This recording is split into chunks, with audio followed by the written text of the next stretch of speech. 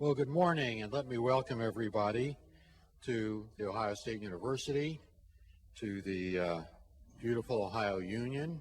We hope you have a chance to walk about and see some of the wonderful facilities in the Ohio Union and learn more about the history of our great university. For those of you who might not know me, I'm Steve Gabby. I'm the Senior Vice President for Health Sciences and the CEO of the Ohio State University Wexner Medical Center. And we're again so delighted to have you here for this very important meeting, which comes at a very, very significant time in our country's transformation in healthcare.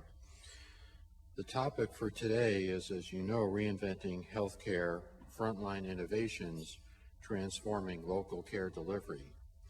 I think the title says so much.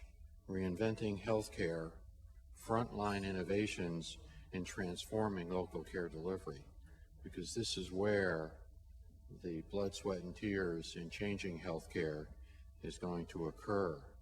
I want to welcome and thank especially the Aspen Institute and the WellPoint Foundation, who are co-sponsoring this event, and thank them for inviting us to be a part of today's activities.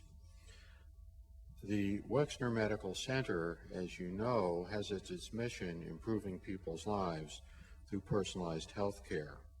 And we're committed to being part of this transformation and leading this transformation in a number of ways, and you'll hear about that today. The foundation for our models of care, for education, for research, is what we call P4 medicine. It's not just something we talk about. We've just launched a new medical school curriculum, the Lead, Serve, Inspire curriculum, just started 2 weeks ago. And P4 medicine, personalized healthcare, is an important part of that educational process for our students. If you look at our research initiatives in our signature program areas, whether it's cancer or heart or neuroscience or critical care, transplantation, imaging, you'll see personalized healthcare emphasized in each of those areas. And certainly, as we care for our patients and their families, we model that care after the P4 medicine goals, and that is care that is participatory, predictive, preventive, and personalized. I was just talking with Dr. Nussbaum about our new James Cancer Hospital Solar Research Institute and Critical Care Center that's under construction. And that building was built on the foundation of P4 medicine, how we could better deliver personalized care to our patients and to their families. Today you're going to hear about the application of these principles in transforming healthcare. You'll hear about how pregnant women who are in great need of support are helped just a few blocks from here by receiving food and nutrition counseling so they can have a healthy baby. You'll hear how our cardiologists have developed sensors that can be placed in the heart of patients who have had heart failure and be monitored by a cardiologist anywhere using his or her smartphone so that their health can be maintained and they can avoid readmission to the hospital. On Sunday, upstairs in the Archie Griffin Ballroom, we had our 7th annual celebration honoring our transplantation program, our comprehensive transplant center. We had a huge group of donors, recipients, and their families celebrating the more than 40-year history of our transplant center and the more than 7,500 transplants we performed. I can't think of care that's more personalized than giving an organ and receiving an organ that truly transforms your life. The Aspen Institute and WellPoint have made such a difference in this process, and that's why we're so honored to have them here today. And now I'd like to introduce our keynote speaker, who's going to get things off to a great start, and that's Dr. Samuel Nussbaum, who's Executive Vice President of Clinical Health Policy and the Chief Medical Officer for WellPoint. He's on many of our national boards that are important organizations in healthcare, including the not-for-profit National Quality Forum. Dr. Nussbaum received his MD degree from Mount Sinai School of Medicine, New York. He then traveled across the country to do his training in internal medicine at Stanford, back across the country to continue his training at the Mass General Hospital, and in endocrinology and metabolism at Harvard Medical School and the Mass General. And he's now professor of clinical medicine at the Washington University School of Medicine. Please join me in welcoming Dr. Nussbaum. Thank you.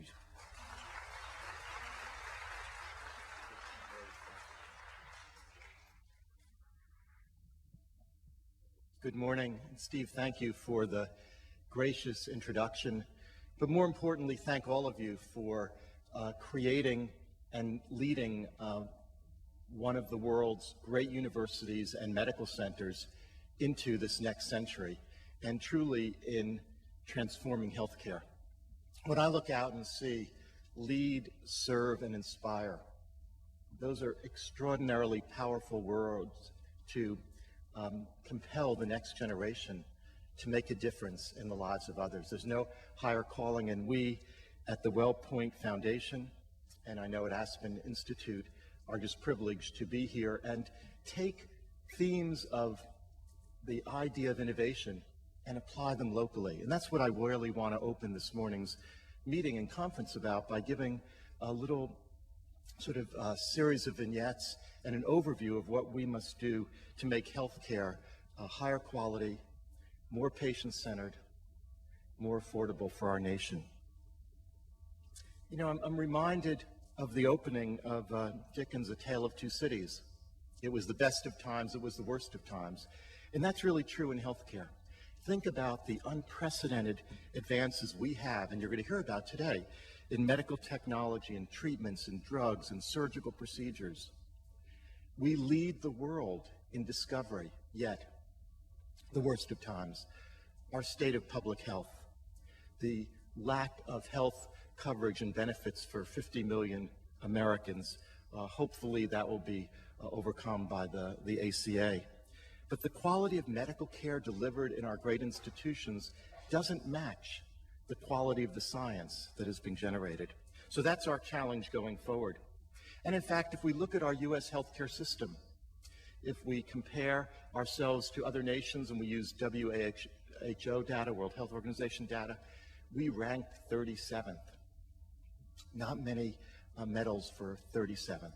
And in fact, if Commonwealth Fund recent report, we are last or next to last amongst a number of European nations when it comes to quality, access, equity, healthy lives. And there's no end in sight to drivers of healthcare costs. We have advances in technology and an aging population with more chronic illness that will drive increased costs. But what we can come to terms with is the variation in quality and safety, outcomes and costs that we must reduce. We must reduce that variation. We have to use this extraordinary amount of information we have to improve care. And we need to create a highly coordinated system with primary care as a strong foundation. When we look at the economics, the macroeconomics of healthcare, we know we have a model that is not sustainable. Think about how every state in our nation is struggling with how to pay for their Medicaid programs. And the healthcare dollars we spend are taking away resources from other vital national and local requirements, whether it be education or housing or other services for individuals who don't have all the opportunities in life. And so when we look at how can we sustain costs that are getting close to $16,000 per family, or 20% of the GDP, and we can do better because we know that there's an extraordinary amount of waste and inefficiency and poor quality care. So how do we preserve the very best? How do we build on our scientific foundation? And that's really the focus of today, innovation. Now, some of you may ask, how come it took so long to figure out how to put wheels on suitcases? And it's an example of invention occurring, obviously millennia ago, but innovation, taking the invention and leading clinical innovation takes much longer, but it may not have to take that long. So if we really look today at the concept of discovery, there has been a dramatic reduction in cardiac deaths, 40%. Now, I believe that this is a result of, yes, interventional cardiology and cardiac surgery, but largely I think it's statins. We're not living healthier lives, we're not less overweight, we're not eating healthier diets, but we see a dramatic reduction in cardiac deaths, and we can see also the advent of antiviral drug therapy has actually converted HIV/AIDS to a chronic illness, and then screening and drugs improving cancer survival. These are all the things that the extraordinary biology has made a difference in the lives of Americans, the lives of the world. Yet, we can also see that we can have innovation that doesn't always have a practical clinical application, and I think the surgical robots, Da Vinci robot, is a good example. Whether it will make a difference in care, and I know a number of surgeons use this and used around the nation, versus surgical checklists, and the idea of a surgical checklist actually having a far better outcome than a robotic. Now, it's again a merger of both. Then the other issues around payment reform. Well, how can we pay for kind of evidence-based care, better outcomes of care? And all of this is occurring as we're entering a new age in biology of genomics and proteomics, and how is that going to impact specialty drug treatment?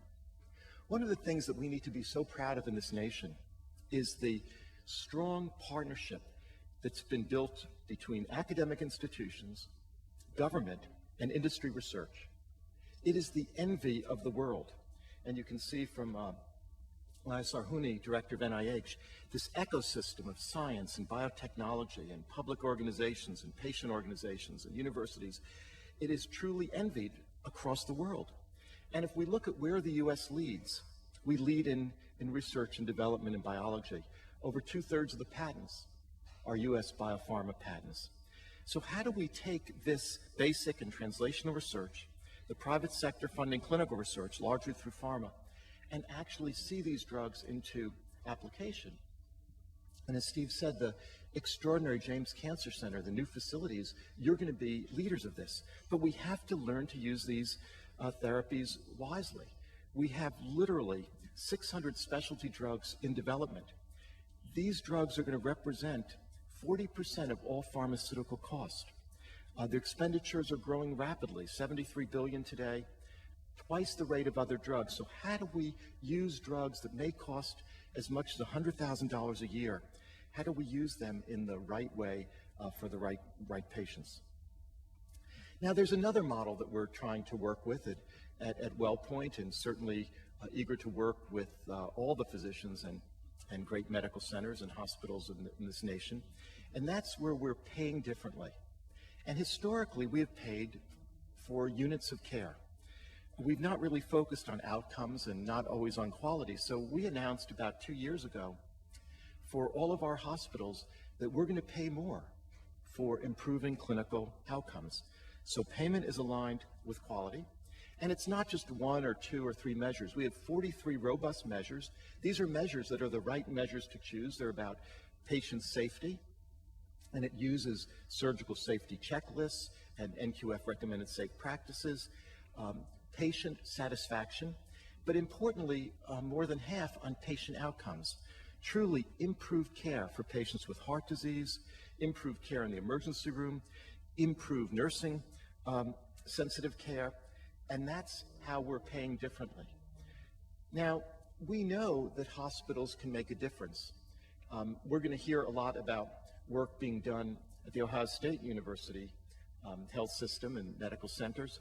But what's interesting is we've worked across many organizations, and in California, this is work we've done at WellPoint and Anthem with large numbers of California hospitals, and it shows that if you tackle hospital-acquired infections, you can see the reduction in pneumonia, ventilator-associated pneumonia, and line infections, and deaths from sepsis of 11%. What's also important, I know we're going to learn about this today, also is we were able to reduce elective prior deliveries prior to 39 weeks by 38%. Again, areas that we can make such a profound difference. And on the front of how care should be organized, we have been proud across the nation to be part of 10 patient-centered medical home projects. And those are getting results. So this is our work that we've done in New Hampshire, New York, and Colorado. And the great story here is that with patient-centered medical homes, the early results are that quality measures improve. Every time we look at a quality measure, it improves. But also, costs are lowered.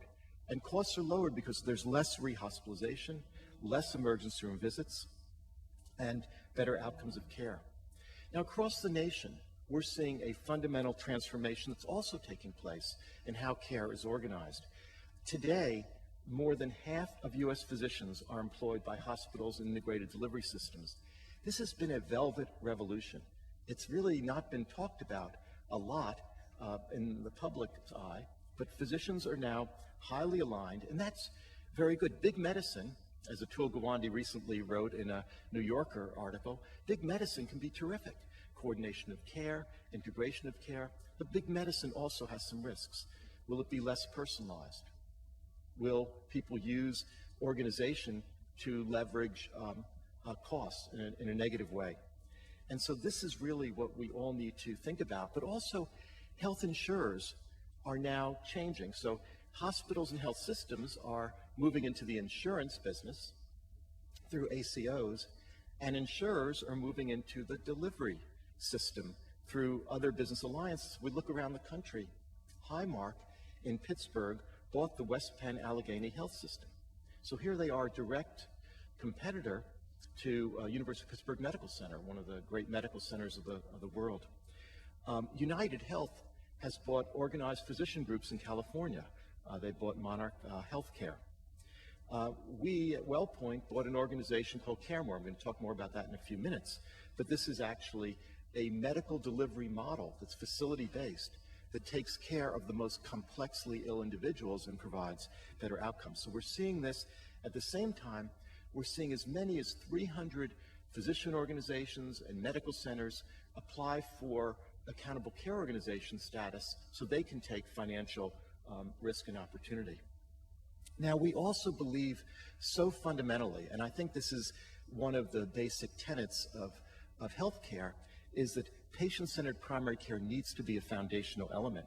So we have begun across the nation, and we'll talk more in a second about Cincinnati, but across the nation, we have begun to pay differently and organize and help primary care reward the very, very important responsibility of being the foundation of care. So we are paying more, a different reimbursement model. We're paying care coordination fees. We're creating models of alternative care so there can be a lot of visits after hours, more virtual visits. We're paying for care management. We're exchanging meaningful information and using our nurse clinicians, many of whom have been involved telephonically in care, sort of unfortunately in a parallel system of care, to increasingly be aligned with physicians and deliver care. And in fact, one of the most exciting areas is the Comprehensive Primary Care Initiative led by CMMI, and we're going to talk about this later today. But literally 7 communities have just been announced, including Cincinnati-Dayton, where there are 250 physicians and 75 practices. And we, the private sector, and Medicare and Medicaid are working together to align payment so that it structures, it coincides and corresponds to the new model of delivery of patient and caregiver engagement, of coordination, of better treatment for chronic illness. And ACOs are working too. The one that we're furthest along with is actually Dartmouth-Hitchcock in New Hampshire. And we have seen, and the numbers here speak to themselves, of avoidable emergency room admissions, decrease in patient admissions as a result of preventing deterioration in health, as well as other models that reduce per member per month costs by about 4%. I want to talk about innovation in the sense of new models of care. And Arnie Milstein wrote about this in Health Affairs a few years ago, and he called these American medical home runs physician groups that actually produced exceptional treatment for individuals with chronic illness and were producing their results at about 20% less cost than the rest of the nation. Now, we know this is important because if you look at the work, I mentioned Atul Gawande before, but he has popularized this concept that we all have known for years, and that is that 1% of patients drive an extraordinary amount of cost. So at WellPoint, with 34 million members, 1% of our membership accounts for 28% of all cost. 5% account for 54%. So these are individuals who need very personalized care, who need highly coordinated care, and we know that we're not going to tackle that cost equation until we can provide better care for these individuals.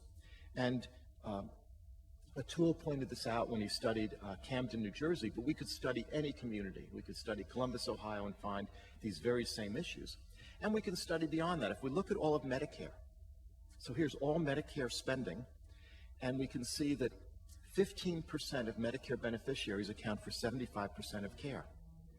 That's really the model that CareMore, this organization that we acquired and are expanding across the country, is based on. The concept is it's all about the patient at the center. But that patient is surrounded by what we'll call a quarterback physician called an extensivist, a person who both practices in the hospital as a hospitalist, but then in a reversal of what usually happens, comes out into the community and is the coordinator for nurse clinicians and care managers, a clinical care center, and then surrounding that, a whole set of disease support models and care that is so different, going into the home, finding out that you can reduce admissions for end-stage renal disease by actually taking care of patients when they're getting dialyzed. And beginning with this healthy start to really spend a few hours with a patient to understand all their needs and create a personalized health plan model for them. So that's really the way that we're working. There's biometric monitoring, remote monitoring, we're going to hear about later today. And when we did that, look at these results. These are highlighting several of these. Hemoglobin A1C, so integrated measures of diabetes control that are near normal, 7%. 50% reduction in hospitalization for renal disease and heart failure. And if we look at some other higher level metrics, look at lengths of stay and bed days and admission rates and readmission rates, numbers that if we applied to the nation could save about 30% of Medicare spending. And the other theme, which is we've looked at, is deaths in hospice. So this is really about compassionate, coordinated care for these individuals. Now let me just bring this to a close by talking more about two elements. How do we make care more personalized? And then how do we, as a community, provide the evidence for safe, scientifically based care? So on the personalized care front, some of the things that we're working on include a live physician online, where we actually invested in companies that are able to use telemedicine in a very creative way by having physicians be available throughout the evening and beyond, caring for their patients through live health online, through electronic monitoring.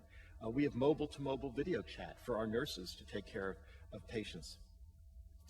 One of the things that we have looked at is how do we use the vast amount of information and use artificial intelligence to take this vast amount, 20 million articles in Medline, 1 million new articles each year. None of us can keep up with the breathtaking rapid advancement of science. So one of the things we looked at is with IBM is how do you manage this large amount of unstructured data, sort of understand it in natural language, and how can we use that to shape evidence-based care? And we did it in a way is how can you use technology to continuously learn? So how can you train artificial intelligence models to learn and actually be involved perhaps in clinical research, as well as defining the next sort of evidence and generation of care? And so what we did is working with IBM, we are using their supercomputer, Watson, which won in Jeopardy, to go beyond, certainly beyond Jeopardy. So we're educating Watson. This last year, we've taught it. It reads the latest medical research literally at millions of pages a second. we've given it population health history and lab and data analysis. And the idea behind this is for Watson to analyze all this information and recommend, not supplant the physician, but recommend to the physician, particularly we're experimenting in oncology, with better outcomes of care. Because here's an example of why we need to do this. And if we look back, at least my time in medicine, to me, one of the most devastating stories was the story of bone marrow transplantation in breast cancer, where we moved very rapidly to treat women with breast cancer through with bone marrow transplantation, and 30,000 procedures were done through the late 80s, through the 90s. Not just the dollars in cost, there was legislation enacted that this had to be the standard of care, and it took more than a decade before research showed there was no benefit. So what really was the most painful aspect of this is delayed research and introduction of promising new therapies. So it actually limited innovation. And yet today, we know that molecular diagnostics can guide therapy. We have clinical trials that are much more robust. And we know that there is a biology of cancer that can guide far better care. But there's still a lot that we don't know. And this data is actually cost data, but it's cost data from treatment of prostate cancer. What you can see here is 4 different radiation therapy modalities for prostate cancer, ranging in price or in cost from about $20,000 to $80,000. Yet do we know if any of these treatments are better than the other? Because certainly a proton beam treatment was best, and there's some evidence suggesting that it's not, but if it was best, then we want to invest in that treatment. If it's not, we want to use those resources to provide care that will make a difference. So believing strongly in comparative effectiveness research, if medical care proves to be superior, we need to invest in that and support that. If it's comparable, then patients should make that choice. Patients should be informed to make that choice. If we're moving in a personalized sphere, we need to have doctors look at the molecular genetics of an individual and match treatments. But if care is ineffective, and we probably have 30 to 40% of medical care today that we're giving in this nation that's ineffective, we have to stop that. That's going to enable us to have the headroom for innovation. And consumers need to be engaged. They need to be given tools about the quality of care in their institutions. They need to be given tools and informed on when to use emergency services. In this model, we are informing our consumers by looking at medical claims, by looking at pharmacy claims, by looking at all of our data, and actually identifying where there are gaps in care and filling those gaps in care by having our nurses and doctors work with the doctors. So in closing, I want to talk about the opportunity for all of us to work together to make healthcare more safe. We have within WellPoint a subsidiary company called HealthCore, and HealthCore does outcomes research, patient-centered outcomes research. We've got 100 projects going with medical centers and others. We are part of doing surveillance with the FDA and CDC for the safety of drugs once they are approved and released by the FDA, and of vaccines. That's where we all together need to work more closely, because one of the things that I think we need to do when we think of innovation is think of Steve Jobs. And if you have a chance to read Walter Isaacson's biography, you see a remarkable person. And what's remarkable is his energy around innovation. What's also remarkable, and this is a speech that Steve Jobs gave at Stanford, and I just want to end with this quote, is your time is limited, so don't waste it living someone else's life. Don't be trapped by dogma, which is living with the results of other people's thinking. Don't let the noise of others' opinions drown out your own inner voice. And most important, have the courage, for all of us here, have the courage to follow your heart and intuition. And that's a great quote, because when I think of lead, serve, and inspire, there's an extraordinary amount of congruence of that thinking.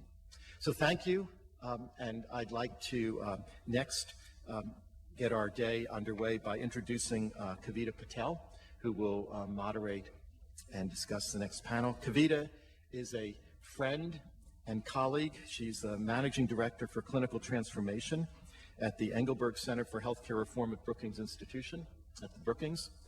And Kavita has also been very influential early on in the healthcare reform dialogue. She is both a practicing internist at Johns Hopkins Medicine, which is important for all of us as physicians to not let go of, and has really been, as one of the senior advisors to the White House on health reform, has thought deep and long about how we can make healthcare better for our nation. Kavita and team. Kavita's going to introduce the panel in the next session. Thank you all.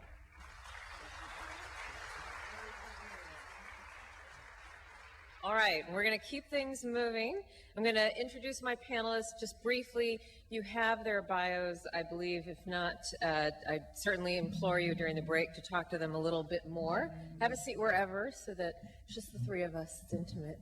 I'll first introduce to my right, your left, Dr. Basit Chaudhry, who's a medical scientist at IBM Research and also working on the Watson project that Dr. Nussbaum mentioned.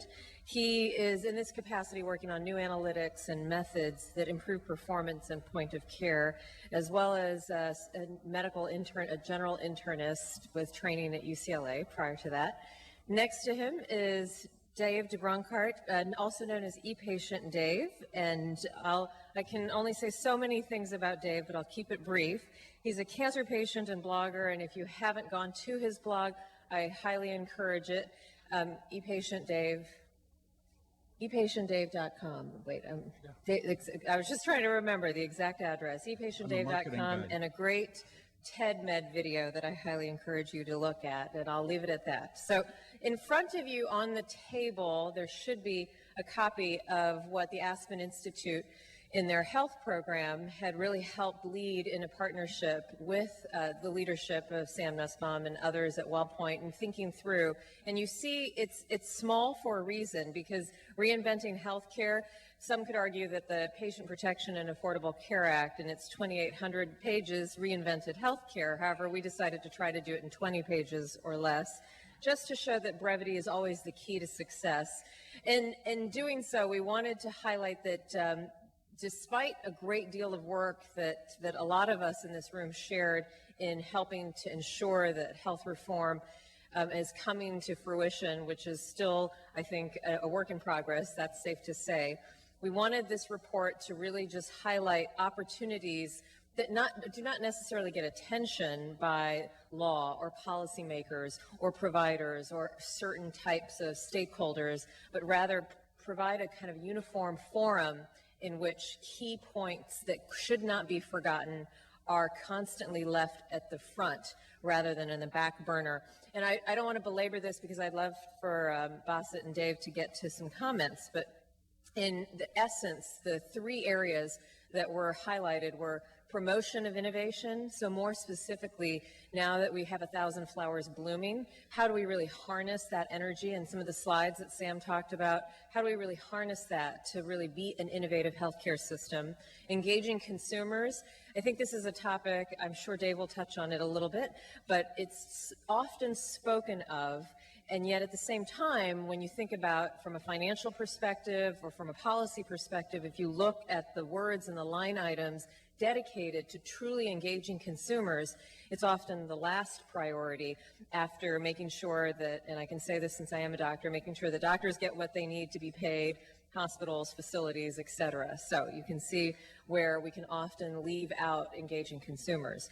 And then increasing access to health information, and I'm sure Basit and Dave might touch on this a little bit, but in the urgency of transparency, we often forget that transparency can't be confounded with assumptions of access to that health information. So just putting data out there is not necessarily enough to make sure that the data which is generated by the patient themselves, which we sometimes forget, is easily accessible first and foremost for that patient, but then by the system so that we can make sure that the healthcare system is truly working in conjunction with each other. So those are the brief highlights of this brief report that I think you will find that you can flip through pretty easily, and like I mentioned, to kind of talk to one of us during the break. So I'll kick it off with you, Basit. I know that some of the work that you contributed to this paper, as well as some of your research work, stems in the area of kind of innovation vis-a-vis healthcare productivity. Would you just make a comment about that? And then for the sake of time, we'll keep things short and try to rotate through and make sure both of you get to make several comments. Sure, thank you very much. So one of the things we were interested in exploring in the report was, I think, a paradox in medicine. On the one hand, medicine is breathtakingly innovative, as Dr. Nussbaum was just pointing to. And in other ways, it's remarkably arcane and hasn't changed much since the 19th century when the profession evolved sort of out of this guild practice where we had these sort of small sets of experts and apprentices trying to work together to figure out how to practice medicine. So there's this kind of divide between the science and art of medicine. And I think a good example of that comes to mind for me is, one of the most common procedures we do in medicine is drawing blood. Okay, so if you think about drawing blood, we do it all the time, and I'm sure, in the hospital here it gets done a bazillion times a day. How good are we at drawing blood?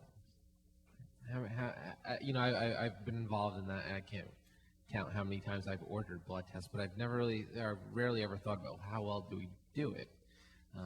And it's funny because if you think about the breathtaking things like putting sensors in patients' hearts that we can do, we should be able to draw blood pretty flawlessly. It turns out we're pretty awful at it. So if you look at the error rate for drawing blood, which again is probably the most common procedure done in medicine, it's about 6 in 1,000. So there's an error made in 6 of every 1,000 blood draws. Now, I've told that to people in healthcare in the past, and what concerns me is that at times the reaction is actually positive. Oh, that doesn't sound so bad. If you had an error rate of 6 in 1,000 in most manufacturing processes, this building would fall down, you'd never be able to fly on a plane, and no computer would work. And interestingly, if you look at the error rate for blood draws in the outpatient setting, it's actually much better. It's about 4 in 10,000. So literally, if you go from the inpatient space to the outpatient space, we can draw blood at an order of magnitude better. Now, it's still not good enough, but it's an order of magnitude better. And what's interesting about healthcare is we just don't think about these things. And think about all the tubes and all the blood that's wasted because it's hemolyzed, it's clotted, it's mislabeled, et cetera, et cetera. And this is just one example, of why don't we do this better? Why isn't it a priority? And again, it's just one of those examples of waste in the system. And I think if you look at healthcare as a whole, over the past 20 years, productivity in healthcare has decreased by 1%. So you're talking about 15 to whatever it is now, 17% of the U.S. economy has negative productivity over the past 2 decades. And when you look again, what's the key to raising standard of living across the country and across the globe? It's increasing levels of productivity is a key fundamental tenet to this. So if healthcare is going to continue in this path, it's just not viable because you can't continue to extract value from other sectors of society to a sector of the economy which is demonstrating negative productivity. And I think it's things like waste, like those blood tubes, which encompass much of this. Great, thank you. Dave, comments and thoughts? Many. Is this on? Yes. Thanks. First, I want to thank the Aspen Institute and everyone involved in this for involving me. It's humbling, it's inspiring, and I'm very aware of, but for those who aren't familiar with my story, I am alive today because of a combination of medical miracles. I was incidentally diagnosed. I was almost dead. I got a treatment that usually doesn't work. Great clinicians saved me. Fabulous laparoscopic surgery, repaired my leg after a pathological fracture. Somebody told me recently that one thing that sets me apart as a public speaker for the patient cause is that I'm somebody who got into it without having been harmed by the system. Now, I love what you guys do. I really do. And I also spent my whole life in high tech, watching innovation, my first industry typesetting of all things, got disruptive innovated by desktop publishing. And I'll tell you, it's painful to watch your industry get blown to pieces and then put back together in a new way. Now, Dr. Nussbaum and I were both at the ABIM Foundation Forum a few weeks ago. And one of the speakers said that what lies ahead is confusion and chaos. And the closing speaker said, and we've got to add blood. There's going to be bloodshed as things fall apart. And I have a lot of compassion for that, because I know there are a lot of good people who worked on my case whose lives are going to change. And my appeal to you, I now, I make my living now advocating for patient engagement, and I don't mean patient engagement as in get off your butt and exercise. There's that. But I'm talking about what Charlie Safran and Warner Slack at my hospital, Beth Israel Deaconess, have been talking about since the 1970s as the patient as the most underused resource in healthcare. There are many dimensions. Kavita mentioned my website, ePatientDave.com. I've got lots of past speeches there on it. I want to just bring in one idea, because what I hear, and it even is present in the report that we finished, because my thinking has continued to evolve. What do we do to put information and tools in the hands of consumers? I know not everyone can cope with it, especially like I had no idea what treatment I should select. I talked to other patients, but up to the limits of people's capacity to contribute. Here's an example. A year ago, while I was at that same forum, I found out that there are no insurance policies available in my state for me. My COBRA ended, and because I'm a cancer survivor, there are no insurance policies available. So I got into the high-risk plan. They have 5 plans available, and I got them all. How do you decide which one to buy? Well, if you're buying a television at Best Buy or a computer on Apple.com, you get this comparison grid. Was there anything like this? No. I had to get out Excel, right, and list them out like maximum out-of-pocket, copay, deductible. And then I thought, crap, I still can't tell. So I had to do scenarios of what my actual spending is. How much is the average consumer going to be able to do this? And even that didn't help. I finally had to graph the thing, and I saw finally what the actuaries see, right? So this is, and then we turn around. I spoke at the Aligning Forces for Quality annual meeting in last fall in Washington, and when I was talking about this process, somebody during Q&A, a woman who works in family therapy in Maine, got up to the microphone and said, you know what this reminds me of? This reminds me of scapegoating in a family system. Everybody decides that one person is stupid and doesn't know anything and is the cause of all trouble. And from that point on, anything that goes wrong, you blame it on them and nobody listens to them. So I got my first semi-annual CAT scan. And my appeal here again, I'm not complaining. I'm saying, think about this. What can we do to put information in the hands of people who might be able to help? Okay?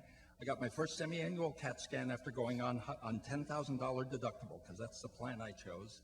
I'm willing to take risks and be responsible for myself. $1,736, and every line item on the EOB, I actually blogged that I think the FTC should ban calling something an explanation if you can't tell what it says. Every single line item had the single word hospital on it. I called and asked the insurance company, what are these? They said, we don't know. I said, what if there are some things here that weren't actually done or just outright fraud? And they said, if there were fraud, we'd do something about it. I'm not kidding. That after she said, we don't know what it is. And so my wife and I needed a shingles vaccine. There was a whole drama that I blogged about trying to find out what that would cost.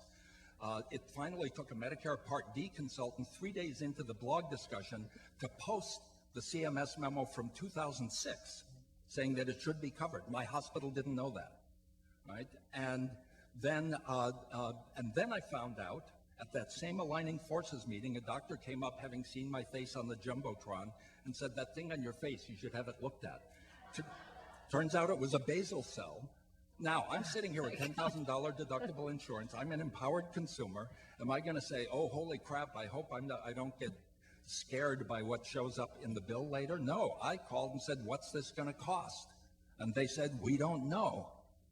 I called my insurance company and said, like a simple basal cell on the face, what does it usually cost? They said, we don't have that information. Now, I assert that if we can start acting like other industries and bring that information to the point where decisions are made. Long story short, I published an RFP on my blog, a request for proposals. Like, okay, everybody, here's what I want. You know, I published one. Then I found out that Don Berwick did this 5 years ago for his, why are we, you know, the more people go on high deductible, the more there will be people thinking about this.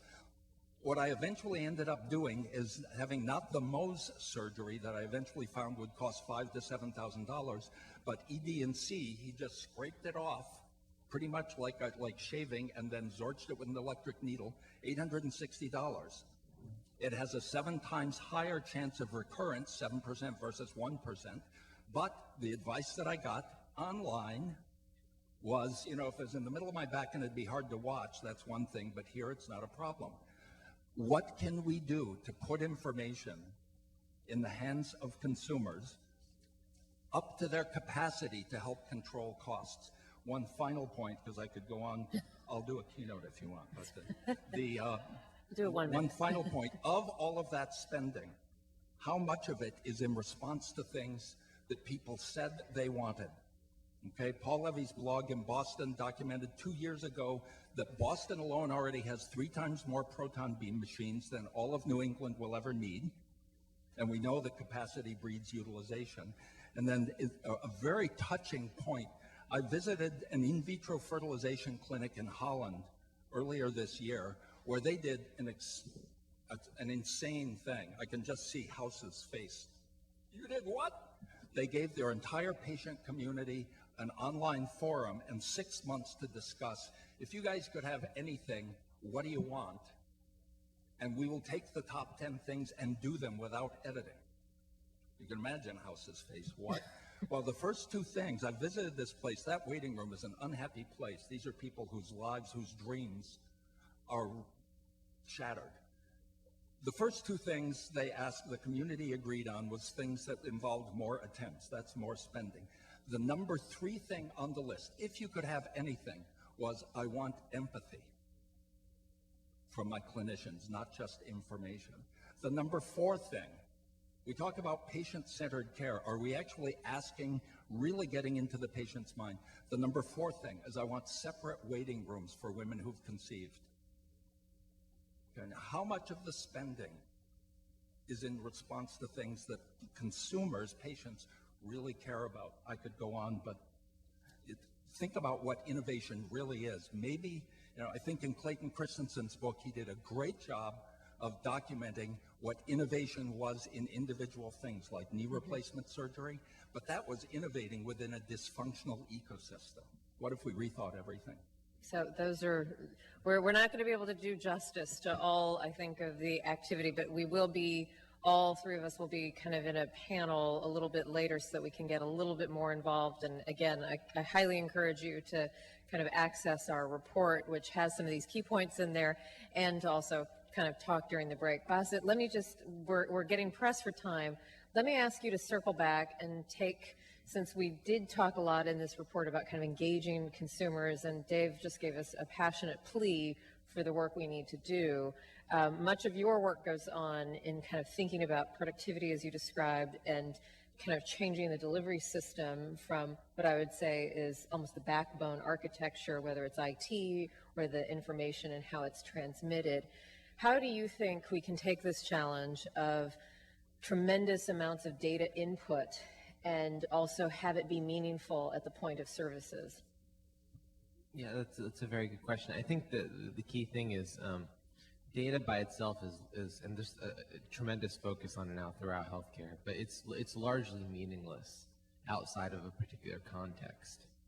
Right? And that context might be the health literacy level of a patient. It might be, as Dave said, what is their sort of cognitive function at time, or their ability to understand something. But I think the next big challenge for us in making healthcare different in terms of information and the way it's presented is to do a much better job of representing the context of data for particular purposes. And that might be creating new kinds of tools, using visualization technology to make things easier to understand, creating cognitive and decision support for patients, clinicians, insurers, the whole ecosystem. So I think that's a big part of what's going to happen in the future. We have to be able to reconstruct context rather than just dumping data on people in the system, which is what we do now, from clinicians to payers to patients, and most in particular. Okay, great. And then final speed round. The theme of today, and we're so honored to be hosted by the Ohio State University, and wanting to make sure that we understand how best to take these lessons, which are at like a 20,000-foot level, and translate them into actual communities. What words of advice do each of you have for the folks in the audience in terms of how to kind of get over the frustration that sometimes occur when you're trying to innovate locally and you often encounter these barriers? What are some just words of encouragement or advice, or any final thoughts before we shift to the panel that is talking about local innovation? I'll start with you, Dave.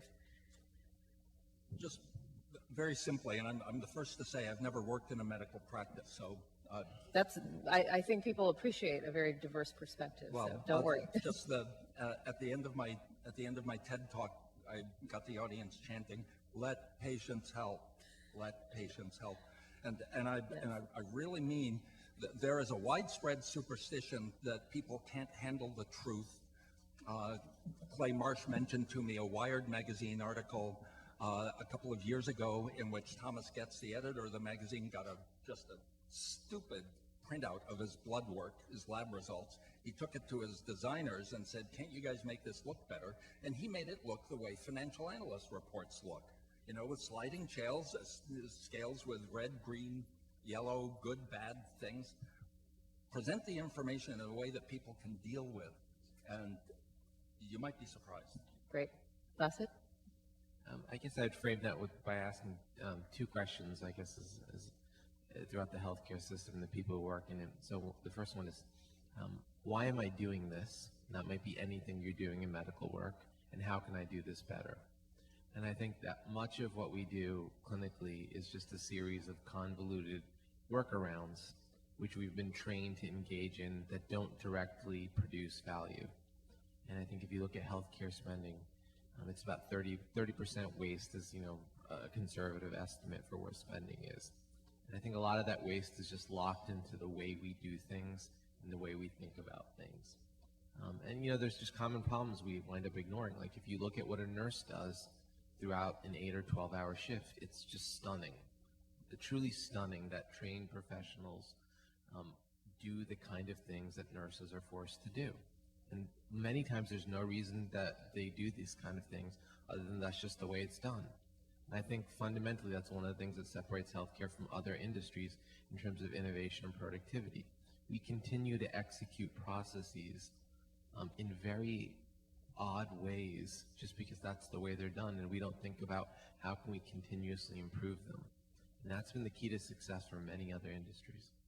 Thank you. I know we'll have a lot to learn from our next panel, so without further ado, just a round of applause for our panelists. And if our next panel wants to start to make their way up, I have the pleasure of introducing Dr. Clay Marsh, who is the Executive Director of the Center for Personalized Healthcare, as well as the Vice Dean and Senior Associate Vice President for Research at the Ohio State University College of Medicine. He also has a very distinguished background, and I think what's most notable is Dr. Marsh's ability to connect these very complex areas of research, clinical care, and what we've heard about quite a bit in this last session, patient engagement and bringing the consumer in. So thank you. It's an all-star lineup. Check it out. All right.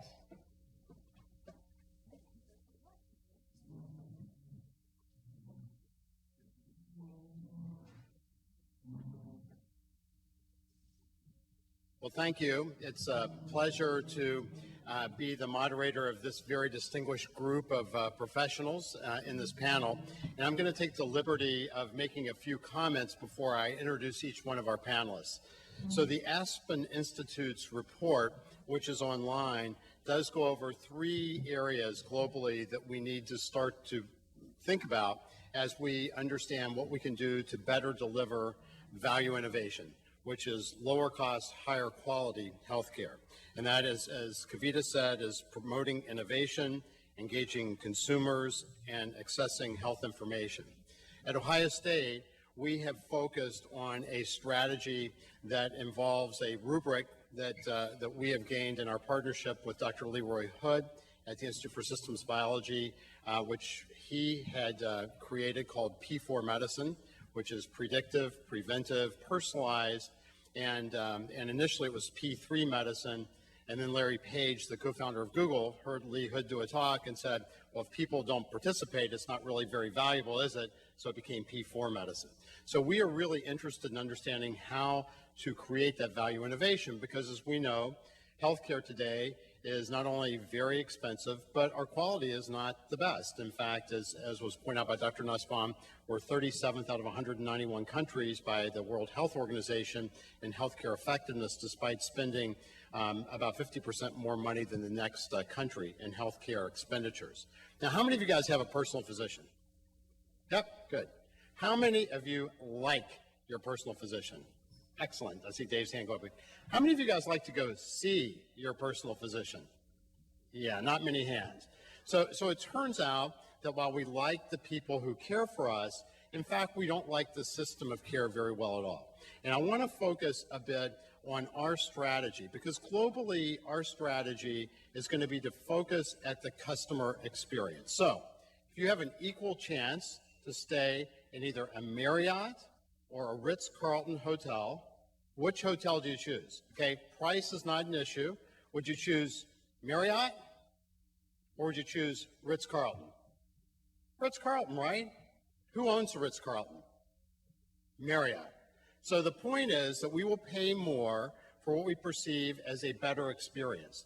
The same as if we buy a car or other consumer items. And somebody pointed out to me that healthcare, the airline industry, and the Department of Motor Vehicles have one thing in common: their customer service. So ultimately, we know that we need to change the way that we do things to provide a better product, to provide people a better experience.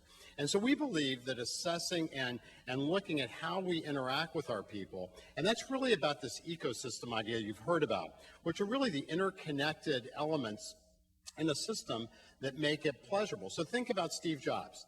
So who owns a Newton? Right, so nobody owns a Newton, but a Newton was the tablet PC that came from Apple before the iPad did, and in fact was probably technically more advanced than the iPad is, or the iPod. I have an iPhone. If you don't own an iPhone, you don't what? Own all these cool apps. So it's not about the hardware, it's about the world you can get into. And in fact, that choice architecture for the iTunes Store, which is your music choices, your other apps, really makes this a powerful technology. So we need to think about the ecosystem.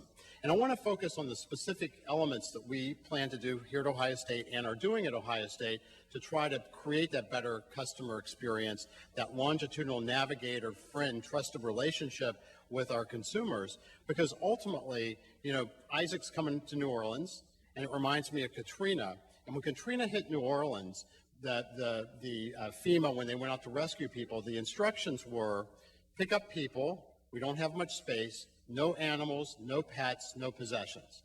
And guess what? The boats came back empty. They came back without people. And the people in FEMA were going, oh my God, what's going on? Are you not finding people? And the response was, they won't leave. They won't leave their pets. They won't leave their possessions. They won't leave things that are important to them. And one of the military leaders of the thing stood up and said one rule: treat people like they're your family. That's it. That's the only rule. And that probably is a rule that we should follow in healthcare as well. So focusing and taking over on the Atul Gawande theme, a native Ohioan who's a really interesting writer. He wrote an article recently that was just quoted called Big Medicine, where he compared medicine to the Cheesecake Factory. And for those of you who go to the Cheesecake Factory, the point is, despite having a large menu with many items, that basically the consistency of the delivery of food is pretty consistent, and it tastes fresh.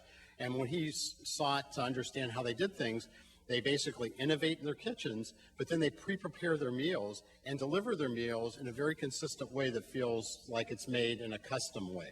So the idea is, can we also engineer medicine so that we provide service that is consistently good, yet at the same time feels customized, feels personalized, and feels individualized for you? And so we think there's three elements to be able to understand value innovation: lower cost, higher quality. And really, I think Gwandi is the architect of much of the thought here. The first one is medical hotspotting, and that was brought up. And it turns out that in complex systems, any complex system, whether it's traffic or medicine or whether it's weather, it turns out that a very few factors are really the most predictive. And in fact, the chart was shown, I think, by Dr. Nussbaum, and Dave talked about it too, that the majority of healthcare expenditures is by a relatively small percent of the people. So the top 1% of people in the CMS database cost about 25% of the money. In our own health plan, 0.3% of the people accounted for 13% of all the costs. The top 5% of people, 50% of all the costs. And so as we think about it then, it's a very asymmetric problem. So we want to focus on understanding using data analytics and other approaches to predict who is going to be in that group of people and start to intervene so that we keep people from being in this really at-risk need. It's interesting that in the Gwandi article, the finding was that many of these people it wasn't about the complicated medical illness, it was really about that they had lost their purpose, they had lost their way, their reason for caring, for staying in there. And so creating a system, an ecosystem that helps provide support and care for these people becomes really important. So number one, we believe, is medical hotspotting. The second element, which is another article written by Gwandi, and medical hotspotting is an article in the New Yorker. That was the framework for this thought. The second article that I think is a really interesting article that Gwandi wrote is called The Cost Conundrum, and compared the cost of medical care in two small towns in Texas, McAllen, Texas, and El Paso, Texas, versus Rochester, Minnesota, where the Mayo Clinic is. And he found for certain diagnoses, you charged about 3 to 4 times as much in Texas than the Mayo Clinic, and the outcomes were at the very least equal and maybe even better at the Mayo Clinic. So for less money, you got better outcomes. So the question is, how do you design and architect a system so that you can become more consistent, less like House? And, you know, he wrote an article called Cowboys and Pit Crews, which is also very interesting, and more like the leader of a pit crew. So you're a manager of a team. And that really then focuses on systems engineering, this checklist manifesto that was written, very interesting as well, talking about just doing things more consistently. Now, how many of you guys have applied for a rebate recently on anything? Right? So you buy something, you get a rebate, and do they give you the price back at the counter? No. They make you go through crazy, stupid numbers of steps to get the money back. Now, why would they do that? Because that's difficult. You may not do that. The answer is they don't want you to do that. Exactly. So the more active things you have to do, the less likely you will be to reach an end goal. So we need to re-architect medicine at the very least to, instead of opting in, we want to opt out. We want people to do the right thing and make it easy for people to do the right thing, just like our eyes blink all the time, we breathe, our heart beats. We don't have to think about it. It's part of our reflexes. Our system of medicine is architected the opposite, so we want to make sure that we can help people do the right thing and then measure what happens. And the third thing really is related to a talk I have with the Navy SEALs. And so I talked to them, and I had my white coat on, I was official, you know, and we're at the Ohio State University doing this great stuff. And I said, wow, you guys are really a healthy group. And a hand went up from the Navy SEAL, and I'm thinking to myself, wow, what did he not understand about what I just said, you know? And he said, Doc, hold on. We're really fit, we're not really healthy. Really fit, not really healthy. And it was like ding, ding, ding. He said, you know, we get deployed, our days and nights get inverted for 3 months at a time. We have high blood pressure, we have high cholesterol, we like risky behavior, we drink a good amount, you know, so we're not healthy. And for me, it was like, wow, I never really got that. And so you start thinking about health, and you look at things like the blue zone areas, which are parts of the world where people live a long time, and there's no great secret. It is basically move, and these people exercise pretty regularly. And it's clear that if you can walk 10,000 steps a day, you'll actually live longer and feel better. So that's what we try to get people to do. Eat better. So nutrition, it turns out that people in the blue zones eat less than people in America do. They eat a plant-based diet. They drink some wine. It turns out that we each eat about 90 pounds of sugar a piece a year on average in America. Yikes. So eating better food, plant-based diet.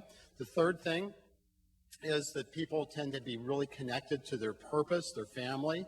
And the fourth thing is they tend to be less stressed. And it turns out that stress will age you. And that's been proven by a study with Elizabeth Blackburn.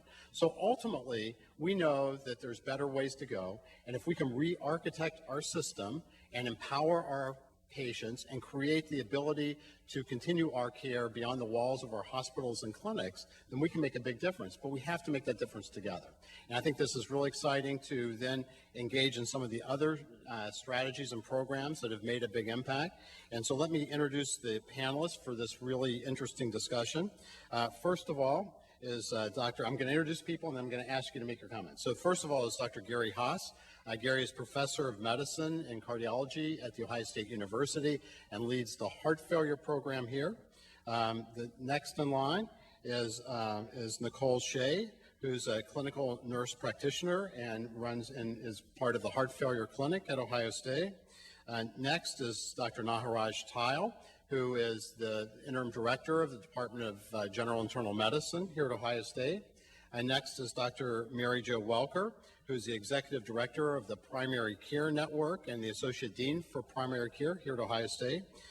Next is Dr. Pat Gabby, who's the principal investigator and clinical professor of medicine of Moms to Be program here in Columbus, which is a terrifically exciting program. Next is Pam Carr, who's the executive director for the Partners for Kids program at our Nationwide Children's Hospital. And last but not least is Tim Kotis, who's the chief operating officer of WellV.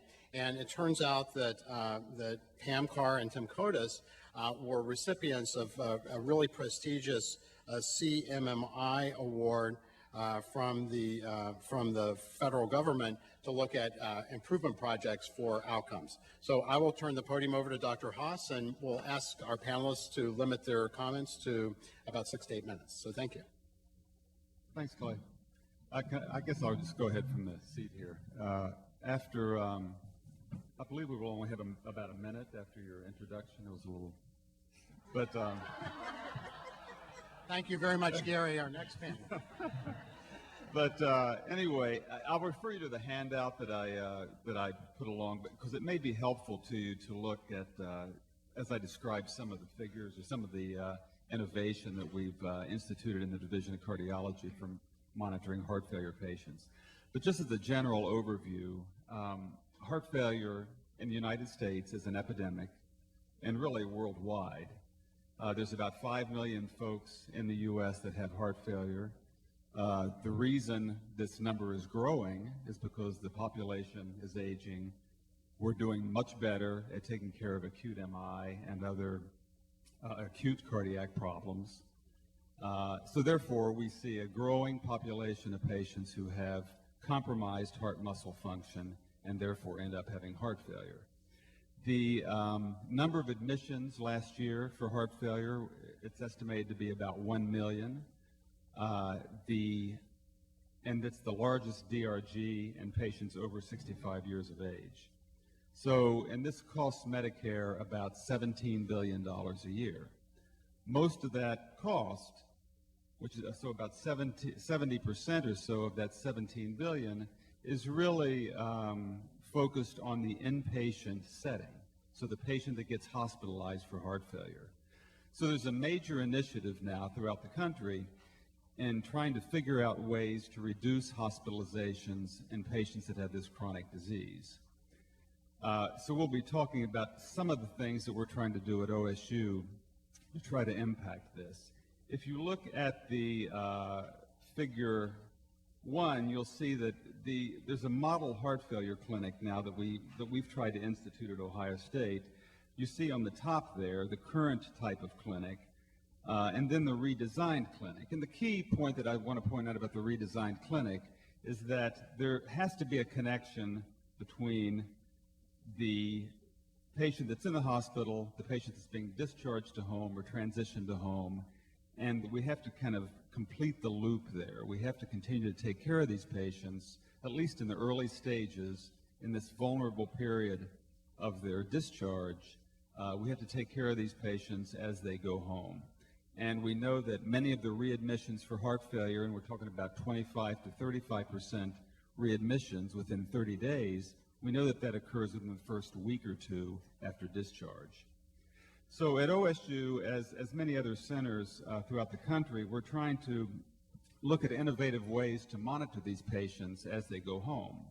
And I'll refer you to figure 2, And this is a device, and this is all high tech. And I guess I'll say up front is I'm going to mention a couple high tech things that we can do and that we are doing in research to try to monitor these patients. But I will say that one of the other things we can do is we can actually do some very basic things in medicine a little bit better, like managing high blood pressure. So we know that 50% of patients that know they have hypertension, even though we have great medications out there, are still hypertensive, and this is one of those conditions that leads on to the patient having heart failure. So that's just as an aside, but now I'm going to mention some of the high-tech things that we can do. What you see here in Figure 2 is a lead that's actually implanted through the vein or through the artery under the collarbone, and this lead goes across the septum of the atrium, monitors left atrial pressure. It's been well known for several years now that we can get a heads up on someone who's having a problem with heart failure if we know what their left atrial pressures are doing. That's a kind of an early sign of decompensation. So this device goes in, it's kind of like a pacemaker, and the PAM, or the Patient Advisory Module that you see there, can be wanded over the device. It's wireless, so that it can be wanded over where the pacemaker is implanted. The device shows a left atrial pressure of whatever, and then the patient is actually given instructions which have been previously prescribed by the physician, by the cardiologist, in the PAM as to how to take their medications based upon what their left atrial pressure is. So when we do that, we found, and there have been some pilot studies up to this point, showing that an early identification of changes in left atrial pressure with the appropriate medication changes can actually reduce episodes of decompensation. So this is one tool, and it's a tool that's really akin to how patients monitor their blood sugars. I mean, they're given the prescription and the PAM, and they can actually make the changes based upon what their actual left atrial pressure is. In Figure 3 is another device that will probably be FDA approved within the next several months. And this is a device that's implanted in the pulmonary artery. In the top of the figure there, under A, you see the device. It's a very small, stent-looking device that's actually released and implanted into the pulmonary artery via a right heart catheterization. This device is very safe. In the studies leading up to the near approval of the device, there have been no complications related to the device. This, again, is a wireless system, so the patient can actually lay down on a antenna, and it's externally powered, and they can actually transmit their pulmonary artery pressures via this system to the treating physician. So again, we can see online what the pressures are doing. Again, hopefully get an early identification of patients who are having a problem based upon pulmonary artery pressures, and then make the appropriate changes in medications. So I'll end at that. These are the one study, a large study that's been done on Figure 4. You'll see that this is the one of the very few interventions, at least in cardiology, that's been shown to favorably impact readmission rates in heart failure. So this was an intervention when the physicians were aware of the patient's pulmonary artery pressure changes and made the appropriate medication interventions with the patient at home.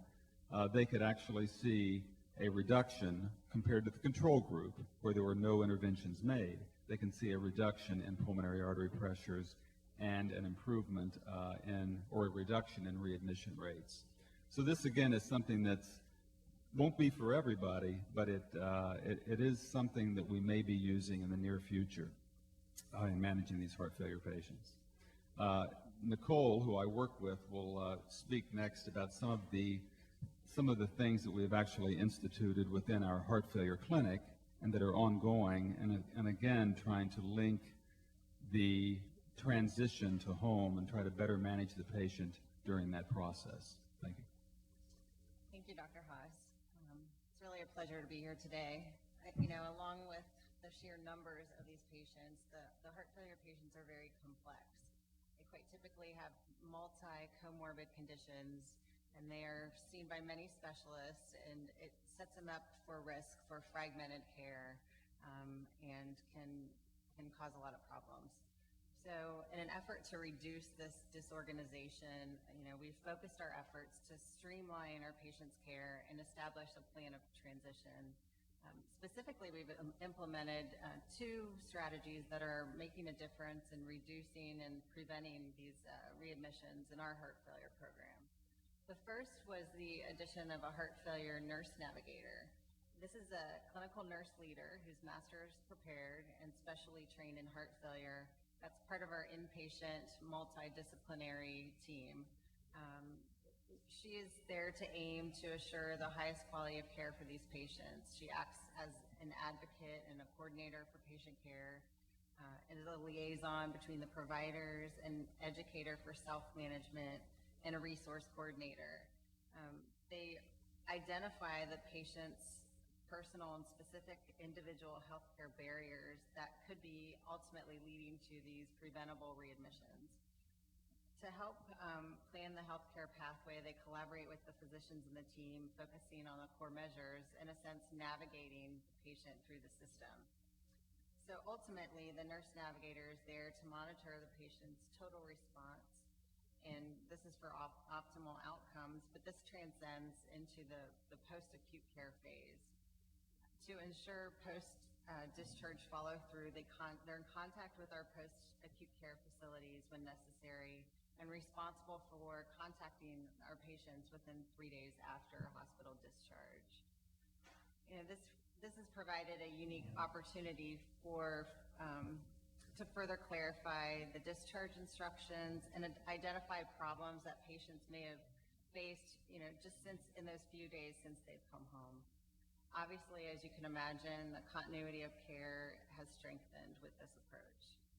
Now, the next piece of that is our utilization of a heart failure transition clinic. Now, this transition clinic was part of our hospital at home initiative and was established for patients with the primary care of heart failure to be seen by a provider in that 7 to 14 days following hospitalization. Early follow-up has been independently associated with lower rates of all-cause 30-day readmission rates. And several studies, as well as information from our ADHERE registry, have noted there's a tight association between readmission rates and time of first provider visit after discharge. And this is significant since most physician clinics are typically booked well beyond that 7 to 14 days. So allowing these patients to be seen by a trained heart failure nurse practitioner gives the opportunity for an early assessment, improved healthcare literacy, care coordination. It allows us to optimize their medical therapy and increases their access to a provider and allows for specialty referrals when necessary. So retrospectively, we looked at our data from 2011 of the patients that were in our heart failure transition clinic, and we isolated a group that were not already being followed in our program. Now, this was a small sample. It was only 64 patients. So from the 64, we identified 10% that were either not given adequate or were given incorrect discharge information. And 6% of the patients were not adhering to or taking their medications correctly.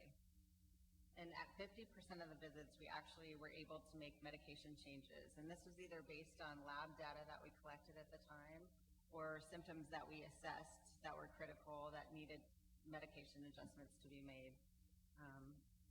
And the 30-day readmission rate for this group was 12.5%, which is much lower than the national average.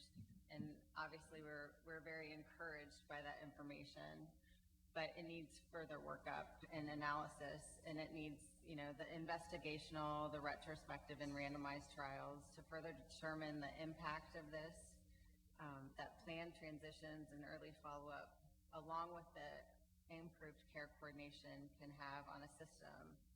But at the core of this, I guess, is the maximizing the use of the advanced care nurses.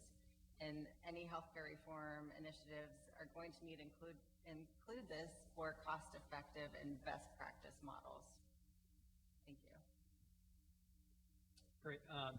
Thanks for this opportunity to present here. You can't really talk about innovation without talking about the electronic medical record, and OSU over the last 5 years has made a pretty dramatic transition from almost fully paper-based record, at least in the ambulatory setting, over to a fully integrated electronic medical record. So I'll just take a couple of minutes and give you some background on where OSU is and maybe try to point out one example of how it's a real driver of innovation. Before I do, I just want to give you a brief background on myself. I've been a primary care physician practicing for about 12 years, and I was at a crossroads about 6 years ago thinking of actually dropping out of the primary care business. I can remember myself carrying about 25 pounds of charts back up to my office, working until 7 p.m. and still having patients complaining about the care, having my family complain about the career decision I had made. So I knew something had to change, and I caught wind because Harrison Weed was on the selection committee for the electronic medical record, and his office was right across from mine. And I heard him say something about an electronic medical record, and believe it or not, I did not know what that meant. But I wandered into his office, and he gave me an introduction of what the medical center was planning, and that's how I actually got my introduction. And I'm happy to say 5 years later, it's really the electronic medical record that's allowed me to stay in the business of primary care. Unfortunately, I don't think everybody's had the same positive experience I've had, and one of my drivers has been try to connect those two, try to find the opportunities to make the practice of primary care a much more enjoyable experience through technology. So that's at least my background into this. As far as OSU's transition, we started back in 2008 in the ambulatory settings, and as of October of this past year, the entire medical system is all integrated into one electronic record. And basically, the way the system runs is there's one database. It's called Chronicles, and basically all the information that flows from the emergency room, from the intensive care unit, from any ambulatory site, they all flow into one database. And everyone has their own sort of portal into that database called Chronicles that is customized for their type of work. That's essentially what an electronic medical record is, and it is a great tool. It's a great facilitator of innovation. It doesn't innovate in itself. It still requires a tremendous amount of work. And I think that's one of the big challenges for the medical center going forward is we've taken 5 years to transition to this system. The real challenge is now how do we use this tool? It doesn't in itself make innovative care and more efficient care of people, as people have talked about. I'm going to give you one example of the specifics about the EMR that's really, I think, been transformational, and that's the use of electronic patient portal.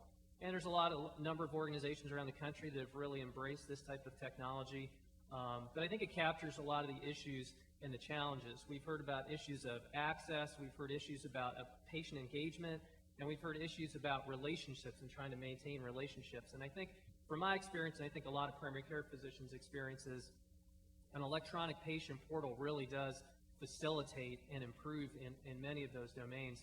Our electronic patient portal is called OSU MyChart, and essentially what it does is it allows patients to peer in through a secure portal into Chronicles and look at their chart.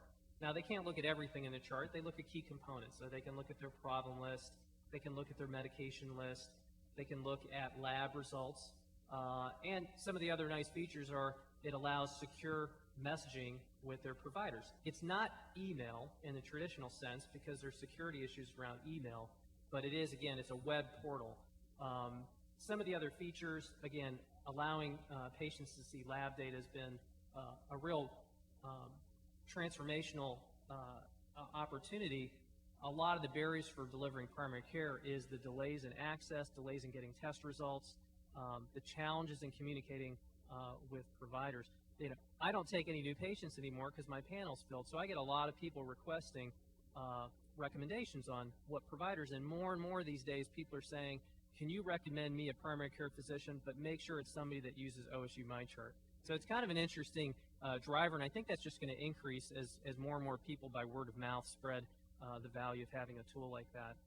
One of the exciting changes happening across the medical center is this transition from sort of a very paternalistic system where we hold all the information and you have to go through all these steps to getting it to a system of greater transparency and patient control. One of the transitions we made recently is we automatically release lab data to patients. We put a 4-day delay on it, and that's whether they're normal or abnormal. It's been an interesting debate amongst all the physicians to say whether that's a good idea or a bad idea, but in the end, we decided to go ahead and move forward. And there's ongoing discussions now about releasing imaging data. So if you get a radiology report after a certain time delay, the patients can actually read those. So it's an interesting debate. We have to somehow find that sweet spot between being very paternalistic and being sort of the self-serve system that takes providers out of the system. And I think over time we'll find that sweet spot. So I just give that as one specific example. There's just really a tremendous amount of work to be done going forward, but I think we have the infrastructure. The challenge now is organizationally trying to leverage that maximally towards better patient care. Right. Mary Jo? Yeah, I think Dr. Tile has certainly given you information about the technology that has allowed us to move forward with our new model of care called the patient-centered medical home. We currently have 10 primary care practices that are recognized by the NCQA as level 3, which is the highest rating that they give. At this point, we're recognized under the 2008 guidelines, but we're in the process of working together with General Internal Medicine to do a gap analysis and put together the quality improvement programs that allow us to meet the 2011 guidelines, which are much more stringent in their application. And we believe this is the ultimate P for medicine in that we are definitely going to be preventive, we are predictive, we are personalized, and finally we are going to be participatory with our patients. I think in moving forward with this process, we've actually identified several barriers that we've worked hard to overcome. The first is the cultural barrier that physicians find in working more in a team-based model, which is the hallmark of the patient-centered medical home. Physicians have traditionally worked very much on their own, and we're putting in place standards and working in conjunction with nurse practitioners. We also have pharmacists in our practices. We have dietitians in our practices. We have social workers in our practices. At this point, we have psychologists in 2 of our practices and are in the process of expanding our use of nurse practitioners who are certified in psychiatric issues so that we can start to integrate behavioral medicine more into our practices. And I think one of the challenges has been allowing each of these individuals to work to the level of their certification. We want to be able to add now care coordinators who will be working with the reports that we will generate from our electronic medical record system to identify those patients who need certain preventive things done, to work with the chronic disease management and be sure that we're identifying those patients who need particular procedures, who haven't been in, who may need lab work or other things done to help modify and manage their disease processes. We're also going to be working a lot more with the inpatient system with our care coordinators and helping with transitions of care to make sure that our patients who've been in the emergency department are taken care of, hopefully to prevent any kind of return to the emergency department. We are adding more open access, same-day access, so that patients can be seen in our offices and not need to be seen in the emergency department. And again, hoping to work with those patients who've been in the hospital to make sure that they're seen in a timely manner to avoid the readmissions that we all know are an issue. The other barrier that we've had is related to the payment structure for the new model. And I think that this was described very carefully by our speaker this morning. We have traditionally been paid in a fee-for-service way, but we've been working with our payers, negotiating with them in order to move to the new model of care. We are starting to get some payment as what's called a per member per month based on the patients that are attributed to our practices. And this is what allows us to start doing more of the care coordination that they would like to see happening. The other thing that we're doing is working with them on quality improvement payments such that if a certain percentage of our patients meet criteria for getting their mammograms or their colonoscopies or their diabetes testing and follow-up, that those patients hopefully will be doing better, and the quality of our care will then allow for bonus payments to our practices. And so we're in the process of trying to negotiate with our payers how to work to make that system more efficient and effective for all of us, and yet allow the physicians and the staff that we need to provide those services to be there. I think the final challenge that we're going to face is going to be the biggest challenge, which is again a cultural challenge, and which we've talked about here this morning, which is patient engagement. We're in the process of starting to try to put together our patient advisory panel, which will give us feedback about our practices I think this is going to be a challenge for the physicians to hear the things that patients are saying. It's also going to be a challenge for the patients who've never really been engaged in this practice as they're going to be engaged in the future, hopefully, so that we can all work to meet the needs of our patients and to help them survive in a challenging environment. Thank you.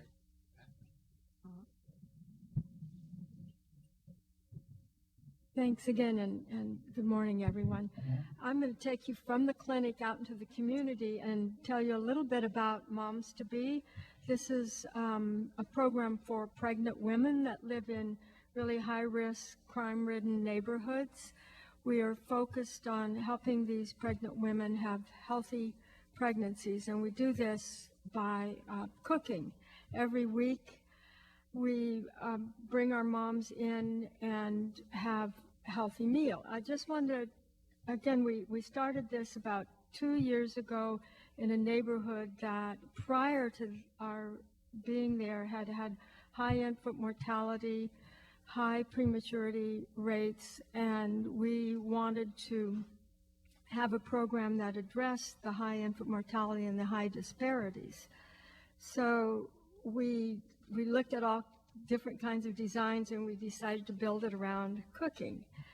And I wanted to just take you through a typical day, which happened last Wednesday, in the Grace Missionary Baptist Church in Wineland Park, which is predominantly African-American neighborhood right near OSU. Again, this is an area that's had a 20% prematurity rate, an infant mortality of about 16 per thousand, which is 2 or 3 times state and our national goals. So about 20 women walked in. Most of them are African American, about half are pregnant, half are parenting, and we had about 20 professionals there. We have social work students, we have nurse midwives, we have medical students, we have medical dietitians. So the 40 of us get together, and we have a day, a couple of hours together. We have a station where the midwives take pregnant women's blood pressure, talk to them about any pregnancy concerns, listen to fetal heart tones, and the pregnant women then spend time with medical dietitian, goes over what they ate. The 24-hour recall gives advice about how to have a better diet, and the parenting moms work with an African-American woman who's motivational and talks to them and helps them set their own goals for getting their GED, getting their education, getting job training. Meanwhile, some of them are in the kitchen with our volunteer chef, and we cook a heart-healthy meal. By then it's by 12 noon, we all sit down and eat together. And our social work students we have a short checklist with every woman gets a brief review. Do you have transportation next week? Do you have medical appointments? Do you have mental health needs?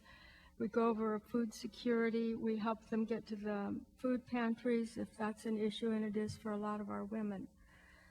And I should say at the last week, we were really fortunate. We had 2 nurses from the Wexner Medical Center Labor and Delivery who came and joined our group because we want to make a better connection between the medical system and the community. We also are fortunate we have Columbus Public Health. We have a nurse and a social worker that comes every week.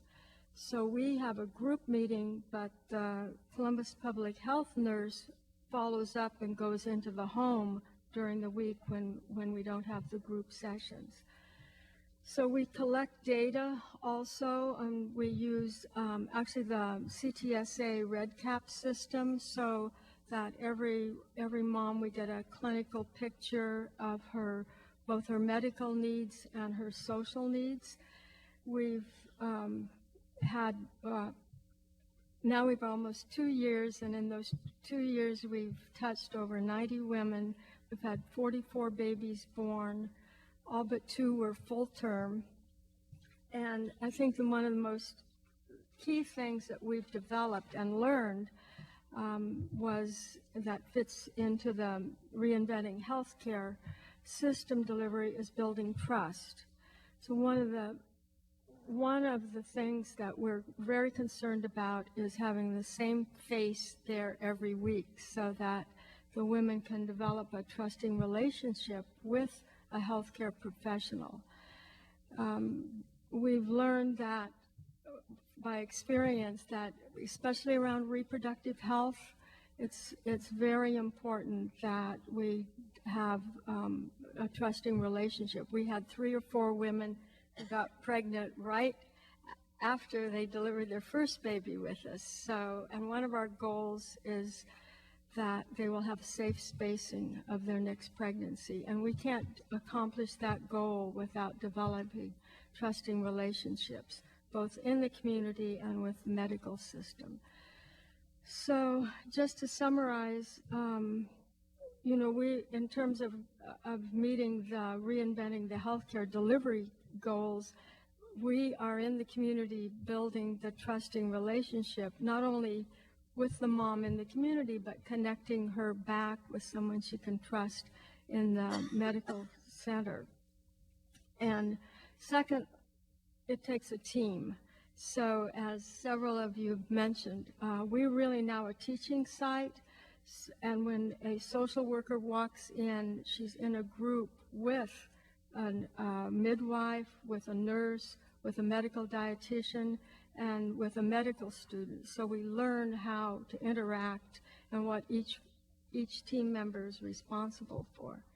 And then the third thing is the IT dream, which gets back to actually someday I'm hoping that our RedCap system can actually connect with your Epic Care system. So I think we're meeting some of the Reinventing Health Care goals right there in the church. Oh, I forgot one thing. We actually have, now we have another site on the east side. So in part of, you know, reaching the goals, we've reached our original goals to recruit and retain, and we've expanded to 2 more sites. We'll be opening a new site in another African American church in October. So thank you. I appreciate this opportunity to tell you about Partners for Kids and our exciting Centers for Medicaid and Medicare Innovations Grant. Partners for Kids is a 15-year partnership between Nationwide Children's Hospital and about 880 physicians, both the employed physicians and community physicians. We contract with the Medicaid managed care plans in the central and southeast Medicaid regions of Ohio on a full risk basis. So that means the care for these the kids that are covered in those 2 regions is our financial responsibility no matter where the kid receives care. We currently have about 312,000 children in 34 counties in our population. Well, because we're at risk, we get claims data from our managed care partners. We get not only their medical claim data, but we get their prescription drug claim data and so on. And that provides a really rich database. And once we combine that with our hospital data, we have a lot of information that we can look at to identify gaps in care, access opportunities, and so on. About 5 years ago, we realized that we had this rich treasure trove of information and really began to use it. And as a result, there was some efforts at the hospital then to incorporate community wellness into the hospital strategic plan. So this has resulted in a series of interventions around 6 key areas: behavioral health, health supervision or preventive services, asthma, diabetes, obesity, and prematurity. And actually, I work pretty closely with Dr. Gabby on a lot of her Moms to Be program and other prematurity efforts as a result of this activity. The interventions also include things like patient and family engagement, quality collaboratives around asthma, ADHD, building mental wellness, which is a program that will help PCPs become more adept at dealing with behavioral health issues, and so on. We also have physician incentives that help our physicians do more preventive care work and to take care of the asthma patients more effectively. We have developed strong community partnerships with school systems and other agencies. We use a lot of technology. We've implemented non-traditional home visitation programs, including peer parent programs and community health workers. And then we have a very strong harm prevention program at the hospital that has been adopted statewide and now nationally. The last thing that we do around that is supporting the patient-centered medical home, and you've heard a lot about that already this morning, but that's a strong initiative and intervention to help improve the care. In the last budget for the state, there was supporting language for developing pediatric ACOs, which is what we sort of realized we were one day. And so we reached out to the other children's hospitals in Ohio and said, if you would like to develop your own pediatric ACO, we've been through the School of Hard Knocks and we can assist you. So Akron Children stepped forward. Bill Considine is a very visionary individual, and he has we started discussing how we can partner up to expand the model into Akron. About that same time, the Centers for Medicaid and Medicare Innovations grant opportunity was announced. And it was really a no-brainer to think if we applied for this jointly, we would have some funding to really jumpstart this initiative to expand our model. We applied in a joint proposal, and we were announced as receiving the award in a second wave of announcements in this past June. So the grant supports the expansion of the Partners for Kids risk model up into 12 counties in the Akron area. That would add another 215 children into this population on a risk-based approach. And it also the grant also provides support for expanding our behavioral health initiatives and really focusing on kids with complex care needs, the care coordination and the navigation that they require to be able to manage their disease better. Our goal is to reduce the medical cost expenditure for this population by about $50 million. We'll do this by bending the cost curve below the expected medical increase trend. And it will involve efforts far beyond coordinating the care for the complex patients and for those behavioral health initiatives. But we believe that we'll be able to do this through further expansion of the kinds of activities I just described. We look forward to reducing unnecessary utilization, improving and enhancing preventive care, enhancing patient satisfaction and the quality of life, and we think that will enhance lives and ultimately reduce costs. Great, thank you. Tim. Okay, I'm going to go through a little bit about my company. It's called Weldy, and talk you through what it is we do, and then specifically what we're doing in Ohio as a CMMI grant recipient. Weldy's a private company based in St. Louis, and it was really started by two surgeons, and we're solely focused on preference-sensitive surgery. Most of you probably know that the U.S. has one of the highest rates of preference-sensitive surgery. We're talking about surgeries where people are scheduling them, and they often have, our definition of preference-sensitive surgery means that they need to have two or more non-surgical alternatives that a patient could consider in the process of exploring surgery. There's mountains of studies that have been done for the last decade and longer through RAND Corporation and various others that say that surgery is still happening in situations where the risks to individual patients outweigh the benefits, and that happens way too frequently. So we focus very solely on, we would consider ourselves patient engagement innovators. We focus solely on how do we get patients engaged in the process of really understanding surgery decision making. And so when the company was formed, the idea, again, by the two surgeons was, well, let's look at how to help patients understand the surgery itself prior to the surgery. And so the original designs for the product and the original products that were sold were primarily focused around informed consent and were delivered into the doctor's office and were structured so that the patient could actually see their animations, that the patient could actually see the procedure and understand the risks and all of that. And then they would be better prepared to have the surgery. The challenge with that model is it was very difficult to deliver. It requires adoption by each individual surgeon, and it really, at the point in time that the intervention was happening, the decision was really already made. Most of the time, these sessions were happening when the procedure was probably happening days later. It was in the pre-op prep stage. We completely redesigned the approach and really focused on shared decision making and engaging consumers very far upstream in the decision making. And as I'll talk about in the demonstration we're doing in Ohio, I'm talking about people who aren't even considering surgery.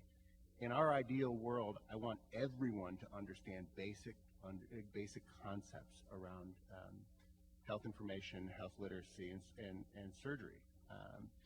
And as I sit and listen to the panelists, we have these amazing examples of very, very high-tech interventions and these excellent examples of very high-touch interventions, both of which will have incredible outcomes. And I think of what we're doing at WellBe is a combination of both. In other words, you want to wrap the consumer around a base of technology that gives them information that's appropriate to them, but at the same time, you need to keep it extremely simple. So shared decision making is not replacing a doctor-patient relationship in any way, shape, or form. The goal is to enhance that relationship. It is to get the patient to understand the very simple process that they're going to go through from the point that they're diagnosed, or frankly from the point that they have an ache and pain, to the point where they're making a decision on a treatment option. And help them understand that they don't need mounds of paperwork as they walk into their doctor's office and ask a million questions. There's really a handful of very simple but extremely important questions that they need to ask. And so our goal is to create a level of health literacy for everybody in the populations that we serve. So today, we focus almost primarily on, in our commercial business, we provide a service to commercial carriers. They offer what we call our shared decision-making application, which is the consumer-facing application on their health plan portals. In the background, we have a fairly sophisticated analytics set that allows us to identify patients, again, way upstream, typically in the early diagnostic phases, that might benefit. We use a fairly sophisticated messaging and outreach strategy in addition to cash incentives to encourage people to participate in the program. Typically, we use about $25, and frankly, when you combine surgery, which is already an anxiety-provoking topic, with a small incentive, you get a very good response rate in terms of people engaging in the process. The program's really designed around 6 very basic steps, and they are steps that every physician understands, but most patients do not. And it goes to how do you really, first of all, make sure that you get the right diagnosis. And again, the single biggest question that never gets asked that we really try to encourage consumers to ask is, if they come in and their doctor begins to treat them for an ache or pain, is what is the diagnosis I'm being treated for? And frankly, what are all the possible diagnoses that you're trying to rule out? Because unless a patient has an accurate diagnosis, all the treatment after that is not likely to be particularly effective. So we go through this 6-step curriculum. It is a very step-by-step curriculum. People do that online, and at the point in time that they go through how to have a conversation with their doctor to get the right diagnosis, to how to understand what type of doctors you need to talk to really understand the types of treatments. So whether it's a physiatrist or a radiologist or a general surgeon, I mean, who do I need to talk to? And maybe sometimes it's all of the above.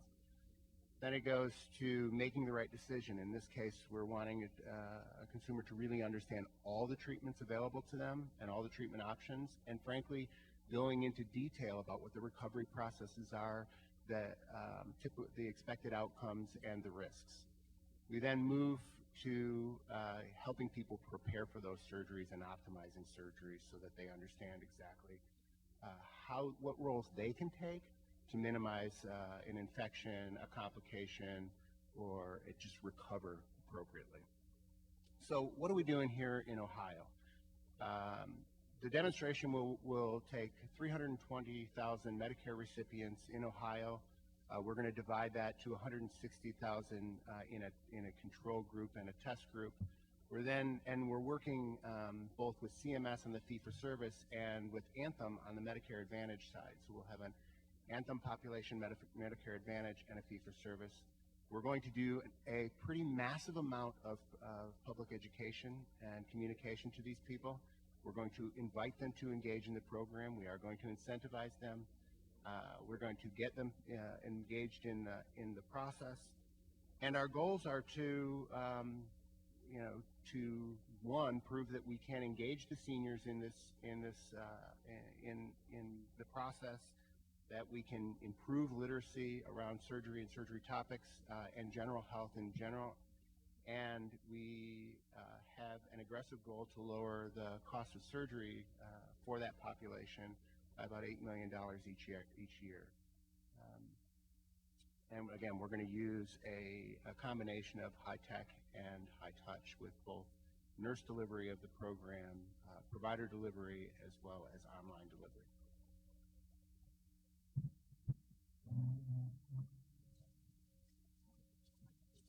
Well, I'd like to ask you to help me thank our panel and their comments.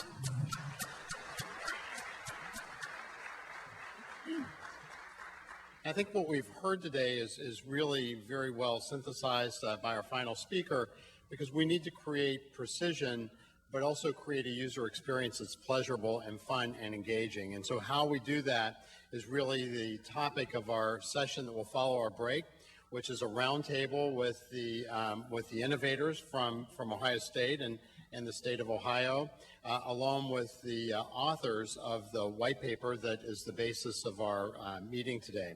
So what I'd like to do would be to invite you to take a break until 10:45, at which time we'll reconvene. We'll hear from our panel that will be moderated by Dr. Theodore Wimslow, who is the Ohio Department of Health Director. So please enjoy the refreshments. The restrooms are right outside. The refreshments are back here, and we'll see you guys back at 10:45. Thank you very much.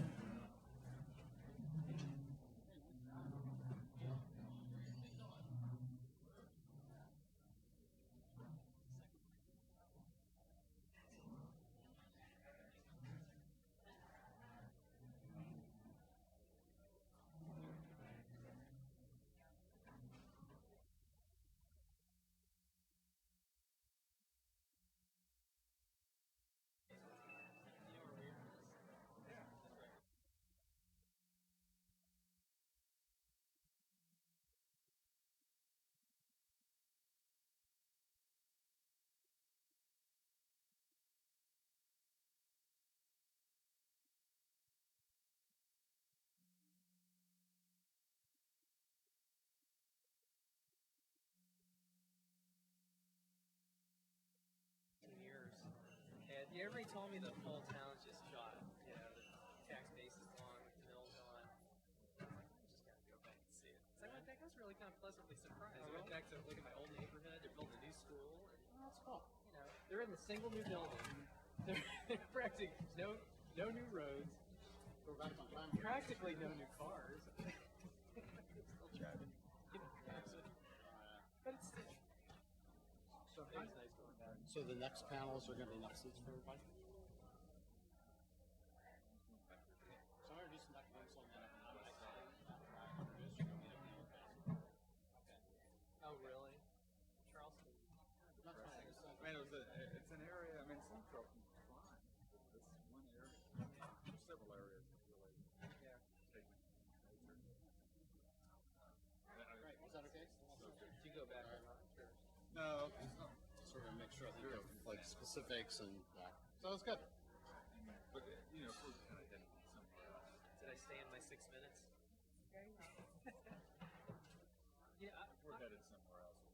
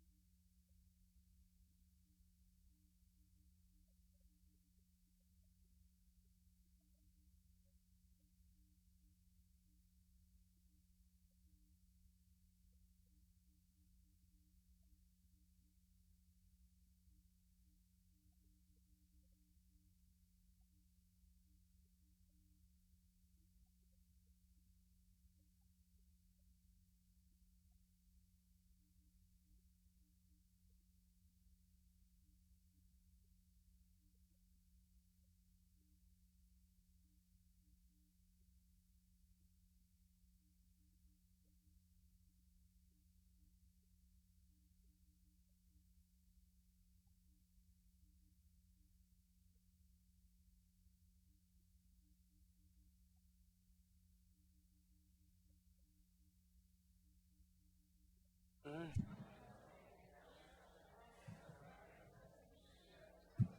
All right. That looks pretty good, I think.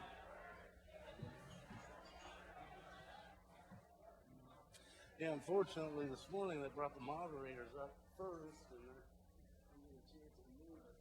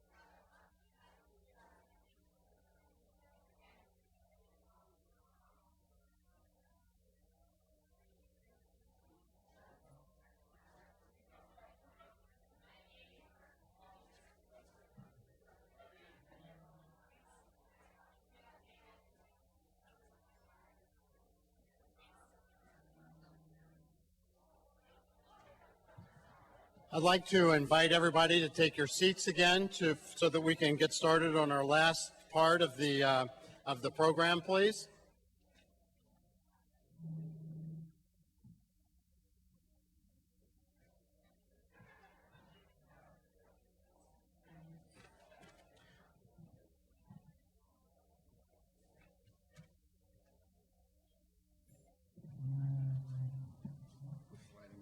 Okay.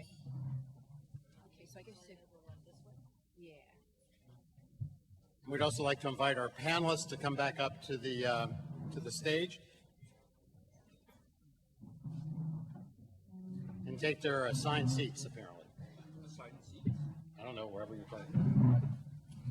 Well, it's really my pleasure to have the privilege of introducing our moderator for this session, Dr. Theodore Wimslow, or Ted Wimslow, who is the director of the Ohio Department of Health. Dr. Wimslow was appointed to this position by John Kasich, our governor, and has served Ohio in a distinguished manner as a family physician and primary care physician for a number of years. Dr. Wimslow is a visionary leader at a time that we need vision and need innovation, as we've talked about today, to not only bend the cost curve, but to provide the best possible outcomes for our citizens. Dr. Wimslow has been awarded with a number of very prestigious awards from many organizations, including the Torchlight Leadership Achievement Award from the Ohio Academy of Family Physicians. So I don't take up more time with the introduction that could take another 10 or 15 minutes. I'd like to introduce Dr. Ted Wimslow to moderate our final session.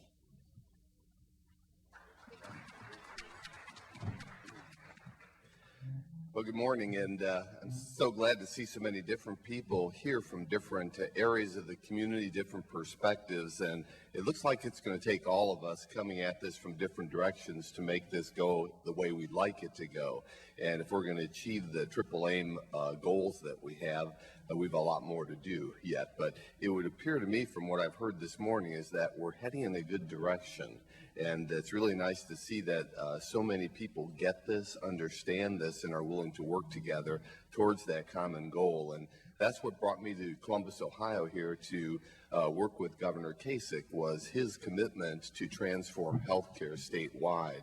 And he demonstrated that when he created the Office of Health Transformation, an aptly named organization, which brought together all the fragmented pieces and agencies in our state government into a single united group of decision makers who meet on a very regular basis to hopefully make better decisions, to provide the transformative change that Ohio needs, wants, and desires at this time. When we looked at Dr. Nussbaum's slides about where the United States is compared to other advanced countries and saw that, you know, we're probably around 37th in the World Health Organization perspective as far as where we stand in our quality, Ohio rings very true with a very similar position if you compare us to other states in the United States. We're in the mid-30s by most assessments, which, you know, if you're a person who is trying to achieve excellence, that's not a great place to be. So, and I think people here understand that together we can make significant change in not only the quality of care that we're delivering, but also do it in an affordable manner so that we can, for all Ohioans, achieve that optimal level of wellness and health that we are seeking. And so we don't talk at the Department of Health about sick care much. We are talking about health care. And we're looking at 11.5 million Ohioans, and how do we get their quality of health and their affordability and access to health care in a better place than it is today.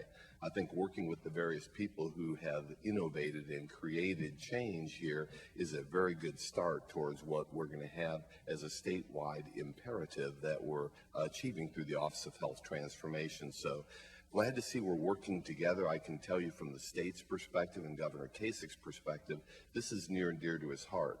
So when I came in, I was known a bit for trying to get patient-centered medical homes started around the state, and Governor Kasich said he was committed to change. And at my third month cabinet meeting with him, he asked me with all seriousness, and you'll know Governor Kasich would be serious with this, he asked if I was done yet. And he was very surprised that I hadn't quite accomplished that. And so I've had that kind of push behind me, which is a good thing to have, right? Because otherwise it's kind of easy to settle into the standard way of doing things. But we all know the status quo is not acceptable, it's not affordable, it's not sustainable, and that's why so many people are creating so many different ways of trying to get at the problems that we face. So we're fortunate. We've heard already from most of the people on the stage here about what they've been specifically focused on and what they've been involved with, but thought it might be a good idea for us to have an opportunity to answer a few questions that I'll pose to the panel, but then at the last 15 minutes of this hour, we're going to let you ask questions from the audience. And so you might think about what you'd like to perhaps get into if it isn't covered during the component of the panel discussion that we've got prepared, and bring those to these two microphones as we get into that session at about 11:30. Well, we've talked about innovation all over. Innovation's all around us. Innovation is part of why we're all here today. Everyone's taken a chance and stepped out of their comfort zone, clearly with what they've done as far as our panel that's been involved here at the stage. But what we're wondering about, and what I'm asking about, is what are the barriers to innovation that people perceive not only now but moving forward? And how do we overcome those barriers that are so present around us, that they're the things that jump up immediately and say, this can't happen because, or it's the no that you receive. And I think, Dr. Chaudhry had mentioned this briefly, and I thought we might start out perhaps with perhaps a response and then have other panelists be involved in discussing these barriers to innovation, which seems to stop so many projects at the front end. So if we could, and really anyone's allowed to respond, but. So I'll just say that one of the, I live in Washington, D.C., so I think the entire city sometimes is a barrier in ways to innovation, but I'll say that at least in my encounters with especially in the run-up in health reform, with people who were exceedingly willing to overcome barriers, there was consistently and constantly this barrier of, well, that's not how things are done. And so people would often say, well, policies have been put into place, and that would contradict some of those policies. And then when you probe further and say, well, who put those policies into place? Well, I don't know. And how did they get there? I'm not sure. And so it was for me, it was a very clear moment to just say, so if we actually drafted a new policy, would that really be so bad? And it really took kind of an exercise to have almost like the Kubler-Ross stages of grieving in a way, to say, no, there was this denial, and then there was a little bit of anger about trying to overcome the barrier. But certainly we eventually evolved to acceptance, but it took time and persistence. So persistence, I think, will be a familiar theme that we'll hear throughout the rest of the discussion. Other barriers? I think I'd like to talk for a minute about the barriers that we see primary care physicians identifying in terms of moving to the patient-centered medical home, and that is financial. We all know the cost of implementing an electronic medical record is a huge barrier, especially to the small practices. This is especially true in rural areas. And so adding staff, doing additional things when they're already struggling to maintain their practices is a huge issue. I think we've been lucky in that we've been part of the university, and we have a leadership that's very visionary and was willing to help support some of the additional staff expectations that we needed in moving forward with that process. But I think a financial barrier for many primary care physicians is a huge issue as we try to move forward. Thanks, Dr. Walker. Dr. Gabby? Well, actually, in two things. In starting our community project, I haven't found as many barriers as you might expect. I mean, some people have come to us and asked us to introduce the cooking program for pregnant women. But one of the barriers I wanted to talk about was, we know that premature babies affect first-time moms as well as moms who've already had a premature baby. And almost half of the premature babies are born to first-time moms who really have not so many risk factors, and so they're not screened and offered progesterone treatment, which can prevent recurrent preterm births. So we have, we know there's literature out there that says if you screen every single pregnant woman, first time and not, with a transvaginal ultrasound in the mid-trimester, you can pick up first-time moms who are at risk for premature birth, and there's treatment, progesterone. So we're trying to implement this statewide in Ohio, but the Medical Society of ACOG has not come out with a recommendation that all first-time moms be screened, or those at high risk in first-time moms. So that's a barrier that the Medical Society has not approved something that's been shown in the literature to be appropriate. And I mean, it just seemed like, wow, what a stumbling block. How can we get them to move faster so that we can introduce something that we know will help first-time moms? Mm-hmm. So how do you overcome those type barriers? It's a little bit different, and how do you get past that stop point that you could easily stop at? Well, you know, when we're working, we've got champions here at Ohio State who are helping write the policies, for example, for ACOG. I know all your specialties have these same barriers. So I've just brought that up as one example because that's near and dear to my heart and to a lot of our other panelists who are, want to have reduce the chance of having a premature baby. You know, we just have to be more vocal and speak more about this. We have a wonderful statewide initiative, OCPIM, Ohio Collaborative to Prevent Infant Mortality, that's also working at the state level to introduce these new guidelines. But again, it's hard for practicing obstetricians to adopt a policy until their society approves it. That's very good. Yes, go right ahead. So I think that the two biggest obstacles to advancing innovation or changing the way we do things, to me, is one, cultural. It's interesting that we have a very well-known business school professor who talks about how you reach sustainable competitive advantage. And his argument is the only sustainable competitive advantage are related to complex interactions between people. Because if you make something technical, somebody else can buy it and remake it and model it.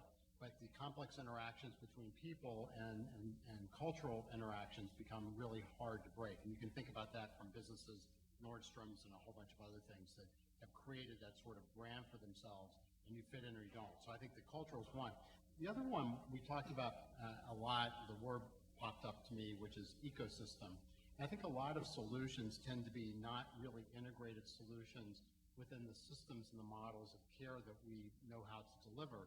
And because these innovations sometimes are a standalone or a technical advance without really having the rest of the architecture around it, it is really hard to think about scaling that or moving that forward. So you can innovate in a very local level, but really our goal is to then create scalability and mass customization. And so I think that part of the architecture then of these different innovations needs to be considered so that it can actually be scaled and moved to other places. Yes. Go ahead. On the list. As I guess someone who considers themselves an innovator, I would say that one of the biggest barriers is the need for the need for perfection is the best word I could say. Is that the challenge with innovation is that it requires massive failure. We have to iterate many, many, many times to get to something that literally works. As a business owner, I generally have to subsidize failure myself because I can't get anyone to purchase failure. So you have to keep failing to the point till you have a product that someone can say, does it work? What's the ROI? And you have to have a track record to say that all this works. The beauty of what CMMI has done is actually allowed innovators to say, we're not sure. We do have a track record. We've never applied it this way, but we might fail. But that is such a rare, in my opinion, such a rare opportunity to have somebody actually pay us to iterate, as opposed to be perfect with a solution that's known outcome.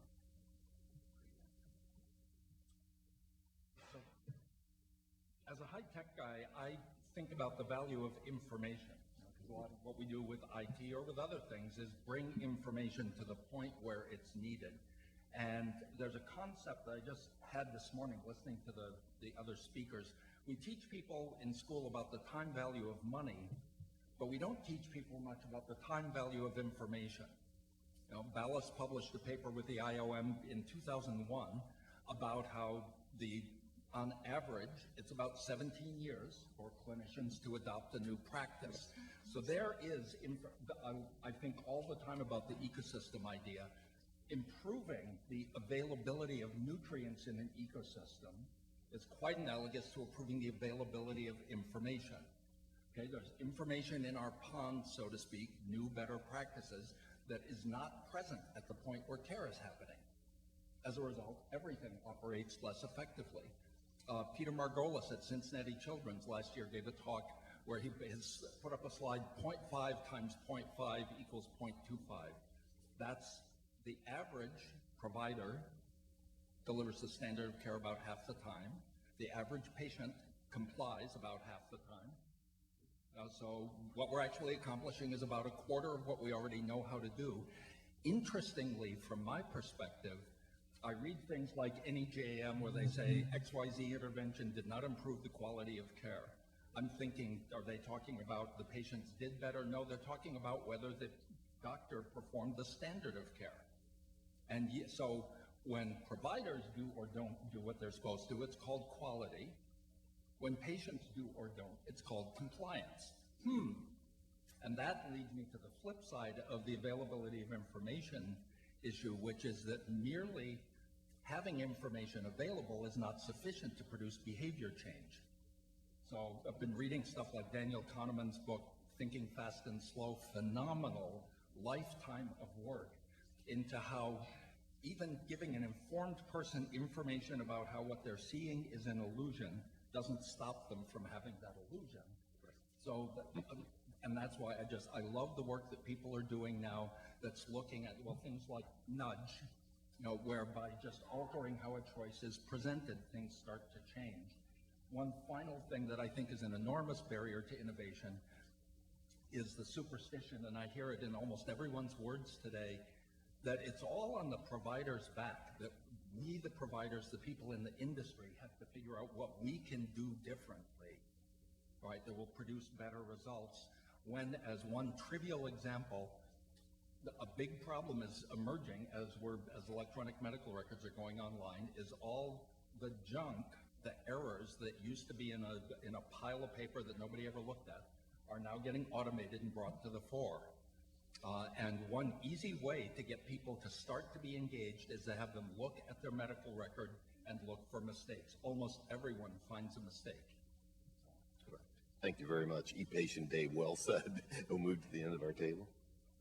Yeah, I just wanted to amplify some comments about scale, because I think this is like a fundamental problem that we have in healthcare, and it makes it very different from other industries. There are many, many great innovative ideas that we have in the healthcare industry. I'm sure you have many, many of them here at Ohio State. In fact, many academic centers are doing terrific work on delivery system issues. The problem that we currently have is that it becomes impossible to bring them to scale. And in particular, we are very bad at developing economies of scale around ideas that we have that will change practice. It's a fundamental problem. This happens again and again and again. If you look at healthcare, about 65% of the spending is related to human capital. So 65% of all spending on healthcare is on people. And one of the issues that we have in the innovations that we develop is that they over and over again tend to be very human capital intensive. So they involve a great deal of expertise. They involve a great deal of people just in terms of just sheer hours. If you think about programs that were really exciting almost a decade ago now, like around disease management, this was, the thing that sort of wound up deteriorating the disease management movement. It was, how do you achieve scale and do so at a price point which makes the system more efficient? So to me, that's really a fundamental issue in innovation and its diffusion. How do you bring innovation to scale inside of healthcare? Very good. Thank you. Can I make one quick comment? Sure, go right ahead. So, I think the traditional curriculum for medical students and residents was, how do you take a history? How do you, approach a diagnostic problem? But some of the new curriculum is teaching people how to conduct process improvement and systems-based practice. And we're making it an embedded part of their training. My worry is that with these integrated information systems, that the sort of the locus of control is shifted to a higher level. And I see this all the time in clinic, where someone identifies a problem and it's no longer a local solution. The next sentence is always, do you think somebody can program the EMR to do that? And then the next step is, sure, go ahead and put in a ticket. So, and then time goes on and a month goes by, and then the idea is dropped and it deteriorates. So I worry, the systems of the future have to have organizational structure and leadership systems that allow that sort of wellspring of innovative ideas that are local and facilitate it. And I think it's a huge challenge because it's a blizzard of requests, but I think a lot of innovators, unfortunately, may get discouraged over time if they don't have a mechanism to move their ideas forward. There you go. And you can see how at the state level becomes a real daunting challenge because, we feel many times that all healthcare is local, and you can come up with local solutions. But how do you statewide take the best of those practices and put them into effect statewide and do it in a way that predictably turns out the way we anticipated it would? It doesn't always work that way, and that's why it's nice in Ohio we see so many experiments going on throughout the various communities, and they brought stakeholders together, as Dr. Gabby's saying. If you get the right people at the table, it seems like you can come up with the solutions, and the barriers aren't quite so daunting. The problem is you can't always take that to another part of the state or another community and then duplicate it exactly. So we look at what are the core elements and that we need to carry forward, and maybe not realize we have to do it exactly out of the cookbook in order to duplicate that experience. And I'm sure many of you have experienced that as you've gone broadly, as Pam has, to a much larger audience now, is you can't just take what worked in one place and throw it in another and predictably say that is going to work. We're going to get into that in a minute, but I wanted to switch gears if I could. You may know that the National Demonstration Project, when it first looked at 36 practices in patient-centered medical home and did a multi-year experiment there, they found out that they could actually improve quality, and they found that they could actually contain costs. What they were surprised at the end of the project is that patient satisfaction didn't go up. And so you guys probably aren't surprised about that, but what they forgot to do is engage the patients in the process. And so they did all these things for the patients, and in the process didn't have the patients involved in the construction and delivery. And so, surprise of all surprises, patients weren't as excited as everybody else was about the changes. So I thought we might switch gears to patient engagement. I think Dr. Welker mentioned that also as one of the challenges moving forward is what's an effective way to engage patients in the change, in the transformation. So, what they say, the old saying is, change is, it's overwhelming and frightening when it's done to you, and it's exhilarating when it's done with you. And so how do you get to the exhilarating experience? And so, I thought we might start with e-patient Dave maybe and his perspectives. I see him chomping at the bit over here, and then I'll let other people chime in on this patient engagement issue. Well, I'll boil it down to something very simple. There's a famous patient advocate named Regina Holiday, who's a cancer widow in Washington, D.C. She paints people's health stories on the back of their jackets. And she was the guest on the Medicare webcast last month, I think it was, for the program called Partnership for Patients. And it was a nicely orchestrated Washington webcast. Now we're all very happy, blah, blah, blah. And when her time to speak came, she said, basically, wrong, wrong, wrong. This whole program is even named wrong. Think about it, Partnership for Patients. We over here are thinking about you guys. Think about it. It's well-meaning, well-intentioned. And she said, I want partnership with patients. And even though she pretty much disrupted, it was like the old radical days of I'm stealing this microphone, she pretty much disrupted that webcast. The people who were organizing it said afterwards, we get it, what can we do?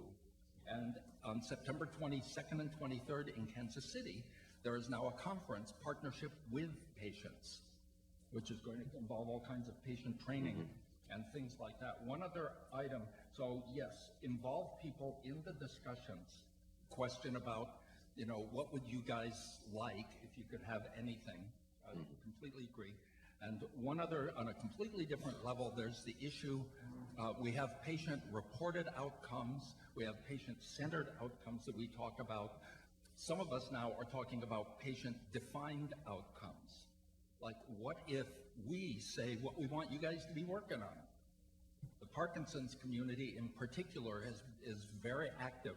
There's a thing called the Parkinson's Pipeline Project, I think, where they're actually getting in the face of the researchers and saying, look, we understand, there's an MIT graduate named Perry Cohen who's one of the patients leading this. We understand the scientific method, we understand the need for peer review and this, that, and the other thing, and we're saying that there's something more important to us than statistical significance.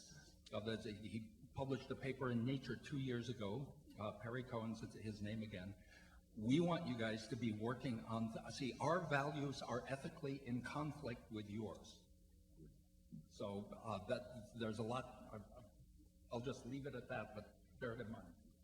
Very good, thank you. Other comments on that topic? Yes. So speaking as a person that works at Ohio State, I think the answer is we have no idea how to connect in a meaningful way with our population.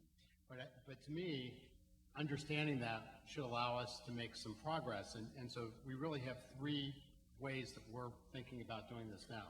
So one is we want to understand what other commercial sectors do to engage their customers. So looking at the elements of design and healthcare and looking at design experts is a way that we believe we can create meaning and value to interactions that we have. The second way, which is being actually used in the U.S. military and being led by a leader in our program, Ann Pendleton Julian, who is an architect, and Dave Snowden, who has a company in the UK, who's an ethnographer and an anthropologist, to try to get to understand micro-narratives from patients. So people tell their own stories, and in those own stories, we learn what's valuable to them and what's valued to them. And in fact, this strategy is being used with the U.S. military and other organizations to try to understand how we truly target the real problems. And so we're trying to use that approach too. And lastly, we have engaged, this is now Lee Swarthen Chowdhury on our team with Jane McGonigal, who has a company called Social Chocolate. And Jane McGonigal is a video player author, video game author, and she is very engaged with how to use games and gamification to try to facilitate engagement and activation of a population. And it turns out that Malcolm Gladwell has written a book called The Outliers, and the secret to amazing performance, if you don't want to hear this, close your ears, but the secret to amazing performance is 10,000 hours of practice. So it's not being born to the genetic lottery, et cetera. Well, it turns out that the average kid growing up today, by the time they're finished with all their schooling, will have played 10,000 hours of video games. So at the end, there's something very sticky about video games and gaming, gamification, going to the grocery store because you get points on your card to get gas or whatever it is. So using some strategies that have been used in other commercial sectors and applying it to healthcare, because truly we believe that borrowing and transdisciplinary approaches is one way that we might learn better about how to create a better interface and experience for our customers. Very good. Yes, well, I've learned so much in working with the women in the community and from the people that work with me. And one of the things they taught me was listen to what the women want. So what did our women want? They wanted laundry day. So about almost a year ago, we started a day at the laundromat, and we have on average 10 women come every week with their laundry. And the Red Cross actually brings them to the laundromat with their 4 or 5 bags of laundry. And that's become a really important weekly activity. And we can also do healthcare things at the laundromat. But I would never have thought this would be a key item if we hadn't asked the women, what's important to you? What do you need? And they said, laundry day. So, what a great illustration. yeah. Try to find that in JAMA. Pardon? And try to put that in JAMA. Yeah, well, actually the Kiwanis help sponsor Laundry Day too. So we've gotten the community to come and see what the women need and give us some support. Beautiful. Dr. Welker, you had a comment? Yeah, I think actually that our federally qualified health centers give us a little bit of an example of how this should be done, because part of their requirements are to have patients on their board. And those patients can give feedback at the local level to what kind of things are needed. And I think that some of this has to happen at the practice level as well, because what may be important to patients around OSU East are probably very different than what might be demanded by patients who live in Dublin, Ohio. And so, just like the state has a huge population of people, Wexner Medical Center has a huge population of people, but I think that the needs vary by practice site. So I think we need to figure out how we're going to involve our patients at that practice level for some of the local needs, as well as trying to identify at a system level what some of the needs are. Very good. I don't think there's any single magic bullet, and everybody has some great ideas. I think that Mary Jo's point about involving consumers on your boards and in your organization, on your quality committees and so on, to get their input. And another approach can be using non-clinical interveners. People, for example, I mentioned a peer parent program that we're implementing at Nationwide Children's that utilizes adults who've had contact with kids who have been in behavioral health crisis, gives them some additional training, and then allows them to interact with families who are currently in crisis. That kind of give and take between those two entities will provide the providers a lot of feedback on how to help meet the needs of the population. And one last comment, if we could. I think often when we discuss patient engagement or consumer engagement, the focus tends to be, let's give people information, whether it's cost information or quality information, and then just let them make their own decision. And I think that giving people information data is really critical, but I don't think you can just sort of abandon them at that point in time. And I think that's a lot of what's going on right now. I think there has to be a way that we can have a structured conversation between health professionals and patients where there's a different kind of discussion and conversation that happens. I think, and to do that, I think we need to provide that conversation with some kind of structure. So shared medical decision-making, I think, is a great model. In goal-directed patient care, where patients, the focus of therapy becomes built around different kinds of goals that people have. So for instance, the goal might be, I really want to be able to walk to the bathroom on my own. And that becomes the explicit goal of care. That's a structured way of having a conversation on what we should be doing. And I think that structure is what's really important. Very good. Thank you. And a critically important topic for us as we look at this issue of health disparity across the state. And I think one of the highlights was infant mortality and the tremendous difference there is between the average in Ohio and that experienced by African Americans in Ohio, which is about 2.5 times as high. So same people, same state, same situations largely, and we have a gross difference in outcomes. So we have to be focused on those, and to do that we have to engage the patients in the conversation, find out what's going on culturally, find out what's going on ethnically, find out what's going on linguistically, find out what's going on in a number of other ways if we're going to make changes in those targeted areas to ultimately achieve health equity that we'd all like to have as a goal and want to achieve. Well, one of the topics brought up during the course of the day was this issue of coordination of care. What a challenge, right? And I think Dr. Tile mentioned quickly about the importance of patient portaling and their ability to get at their information. But the challenge I see many people struggling with is how do you coordinate communication amongst health professionals involved with health care across communities, across regions, across the state? how do we best put all that together? But everyone starts, I think, with their own region and their own organization, right, and move out from that. So let's talk a little bit about that issue of how do you coordinate care by sharing information? And it's a huge challenge. How have you overcome that? And we'll start again on the right and move across. Thank you. So in doing a failure analysis of where information got dropped, where the ball got dropped, one of the things you sometimes end up looking at is who is always present at the point where the information is needed, which in this case is the patient.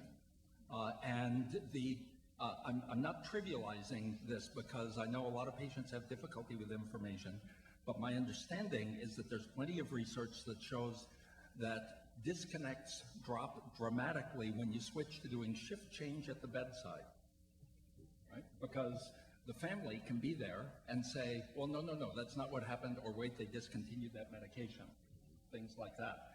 And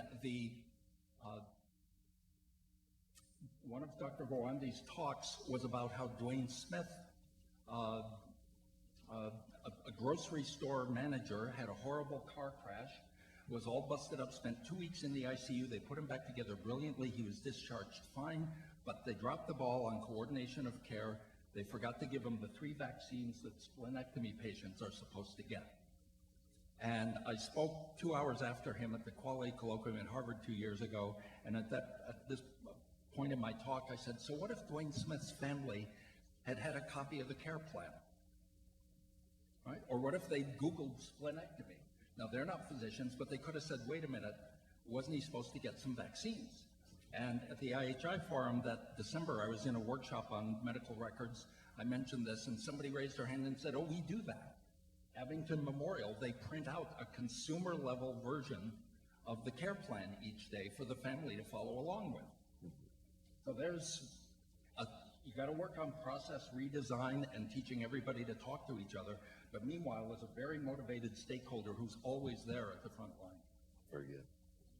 I think a lot of times the way we organize information really drives how we use the information. And our traditional model, what we teach students and residents, is chief complaint, history, present illness, medical history, meds, and on down the list is social history. And what I teach my students is start with the social history. You don't go and delve into somebody's medical problems or consider their medications in context unless you know who they are. So what are those questions? It's where are you from, which is a pretty disarming question that most people are willing to answer. What kind of work do you do? What's your family structure? Where do you live currently, and what do you like to do with your time? I mean, just some basic questions to know who that person is. And we really don't have documentation systems that highlight that and bring it to the fore. So I think a lot of times when a physician goes in to see a patient or a nurse goes in to see the patient, the first thing they need to know is who is that as a person first, and then supplemented by something that we still haven't really grappled with, which is a problem list. People have been talking about a problem list for 40 years now, and we still haven't got one unified way, even within a system, take apart being able to share information across state lines and things of that nature, but just within one system, we don't have a collective professional understanding of what goes on a problem list, what doesn't go on a problem list, how is a problem list consolidated so it's concise and useful within the 1 or 2 minutes you have before you walk in and see a patient. And the last piece is, it doesn't have to be just a list of problems. Everybody's experience of a disease is unique. One person's lupus is different from another person's lupus. And we need to kind of find those key elements that associate with each problem that describes in a succinct way what those are. And I think if we can get to that point where we, at the fore, when we talk about patient charts, is who is this as a person and what is their problem list, a shared problem list. I think we make a lot of progress, and it's a little discouraging that 40 years has gone by. I mean, there's discussions literally right here at the medical center right now about whether we should abandon the problem list or we should embrace the. So we're not even at the point where we agree that the problem list is a facilitator of care. So we'll see where that goes. I think it's a huge gap. And so I think with the CHF project that Nicole was talking about, they must run into this pretty regularly as far as how do we connect with the regular caregivers and how do we share information so we don't get the bounce backs and all. And how have you done it in your specific program and addressed that? It's very difficult. I mean, there are situations that come up on a daily basis. Obviously, increasing the communication, not only between the patient, but outreach to different communities, different facilities that are familiar with our patients, and maybe not so familiar with certain circumstances that would drive them to visit the ER or be readmitted when it was preventable. So it's still a work in process. I can't say that we have a definite set of systems that we go through, but it is a grassroots thing that's still working. Well, as we struggle with this issue of how do we integrate care amongst the various caregivers, I think at the state level we've focused a lot on behavioral health and physical health integration, and how do we get those two to work together better instead of being seen as separate. And I was just at the Institute of Medicine, and they talked about the integration of public health and primary care, and how do we put those two together. And we keep coming into this information sharing issue as being one of the barriers, that we've got to overcome.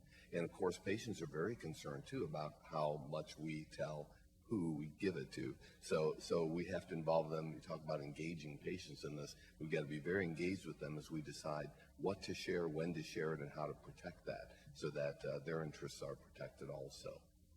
Well, one other question that I've got preset, but I can look to my timekeeper and say, should we just switch to the group questions? I think it might be good to have someone come up to the microphone, if you'd like to ask a question.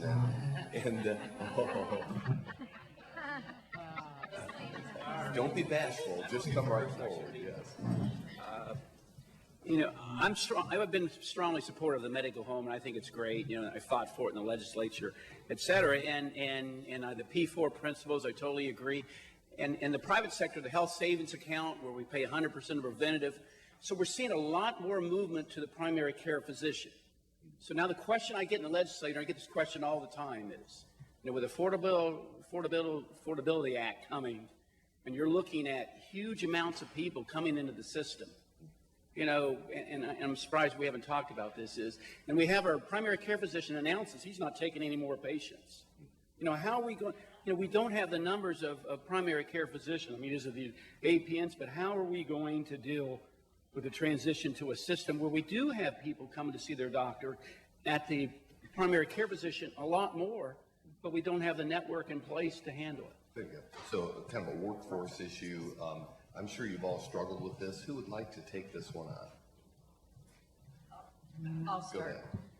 As someone who obviously needs more primary care physicians, I think that one of our hopes is that the new curriculum will help to encourage individuals to be in primary care. And part of that is because of the way we've designed the first part of the curriculum, and are going to probably target people who are interested in primary care and have them with a primary care physician over a period of 18 months, so that they will actually spend some time, half day, twice a month, in that office, functioning with the primary care physician. It is how they will learn to use their electronic medical record. It is how they will learn to take their history, do their physical, write their orders, and all those other things that will prepare them for the second part of the curriculum. But I think we're hoping that by having folks have a longer-term relationship with primary care physicians, that will help them to understand how that can be valuable. I think that by changing our focus to the patient-centered medical home and embracing the technology and a lot of the new team-based models, that will also help people to understand, just like Dr. Tile did, that being in a primary care setting is actually a very valuable experience. You don't have to carry 25 pounds of charts, and you don't have to spend hours and hours afterwards in your office writing paper. That the new model will allow you to communicate with patients in a way that the younger generation is much more comfortable with electronically. So I think we're trying to do a lot of things within our curriculum by teaching them about primary care, by putting them in primary care environments that embrace the patient-centered medical home, that we will encourage more individuals to participate. And then we could all talk about the payment structure and how we need to increase payment to primary care physicians, because many of our students see the issues as love to be a primary care physician, but I can be a radiologist and make 3 times as much money with a lot less work. So I think we've got some system issues, and those are societal issues from my perspective. Another comment. The only other comment I would make is that there are a number of other models out there that might start to answer the workforce issue. For instance, there's a company, it's a physician practice in New York City called Hello Health, which is really a totally internet-based telemedicine primary care practice.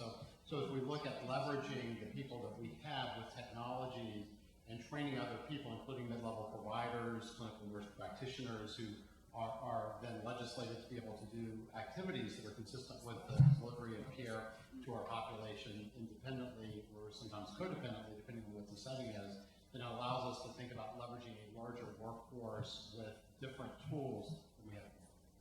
And at the state level, at the Office of Health Transformation, Greg Moody is in charge of putting together a state health workforce strategy. And so I'll be involved with that from the primary care side. But yeah, I can tell you as we start our patient-centered medical home education pilot project, we have nurse practitioner-led practices, we've got physician-led practices, we have PAs designing curricular changes with us, and we now have some assistance with scholarships for students coming along who want to go into primary care so they can maintain that focus throughout their training and ultimately practice in Ohio. So we have a number of things we're doing at the state level. It is not enough to take care of 900,000 plus people coming into the pipeline. So we, like you, are very focused on that. And I'm very interested in your input and suggestions on how to address this, because it will take all of us to figure that one out. We'd like to avoid a Massachusetts experience if we can. Kathy, you've been very patient. No, I haven't. I'm Kathy Levine. I'm the Executive Director of UCAN Ohio, which is a consumer health advocacy organization building the consumer voice in health reform. And it was funny sitting silent for 3 hours listening to a conversation about consumer engagement. It was very difficult for me. First of all, on the last question, I talk a lot I get invited to talk to medical students and nursing students. They're not hearing enough about the revolution in healthcare that's going on, and I think we've really got to be talking more to students who are coming in about changes. And also, I could tell you're not from Ohio. Ohio is one of the most backward states when it comes to physicians and dentists yielding to mid-levels or advanced practice nurses. We were the 50th state to recognize advanced practice nurses, and we're going to have to make some significant breakthroughs in our in expanding scope of practice so that we have team-based healthcare in Ohio, or we're not going to be able to meet the problem. So now for my questions and comments. In terms of patient engagement, I was interested that nobody mentioned the chronic disease self-management program, or the so-called Stanford model. Ohio has used it very significantly. First, it started with the Ohio Department of Aging, took it on, and they've been training people, and now they've partnered with Dr. Wimslow's department, the Department of Health, to expand it to other populations. And that's an example of how to, it's a 6-week training course that patients go to learn to be more engaged in decision-making, to learn to think about, well, what do I do today to make myself healthy? I mean, the way it works, it's very engaged. It's taught by lay people, so it's very lay-led. And Stanford is they're sort of fanatical about evaluation, so that they've got very good data on the effectiveness. It causes patients to improve their health behavior. And so this is a tool we have right here in Ohio. The Department of Health and the Department of Aging have the capacity to spread it, and I'm hoping that patient-centered medical home initiatives will use it more. And I was at a program last year with the Aging in America conference, and there was a conference about how physicians are being trained to coach their patients to go to CDS&P, and their patients go and their patients learn to write a letter to the physician that says, here are my goals, here's what I can do better as a patient, here's what you can do better as a provider. So there's a real interaction between the provider and the patient. Good point. So yes. Yeah, I think patient education and information is critical. When I portaled my patients, I used to give them a piece of paper and told them how to do it. Then I learned I really needed to teach them. So we developed a system internally where people would spend time with my staff, learn how to use it, and then their homework was always to send me an email back telling me that they got in and how it was working for them, and then update anything in their record that was wrong that I thought was correct. And so you wouldn't believe all the stuff I got, but I finally got relatively accurate records in the process. But I had to not assume that I could give people a piece of paper too and that something was going to change. We really had to go through a better education process to be sure we all were using the tool the same way. But patients really need to have to go through like consciousness raising groups from the 60s to learn that they have the right to ask questions because they've been discouraged from asking questions, and that they really do have a role to play.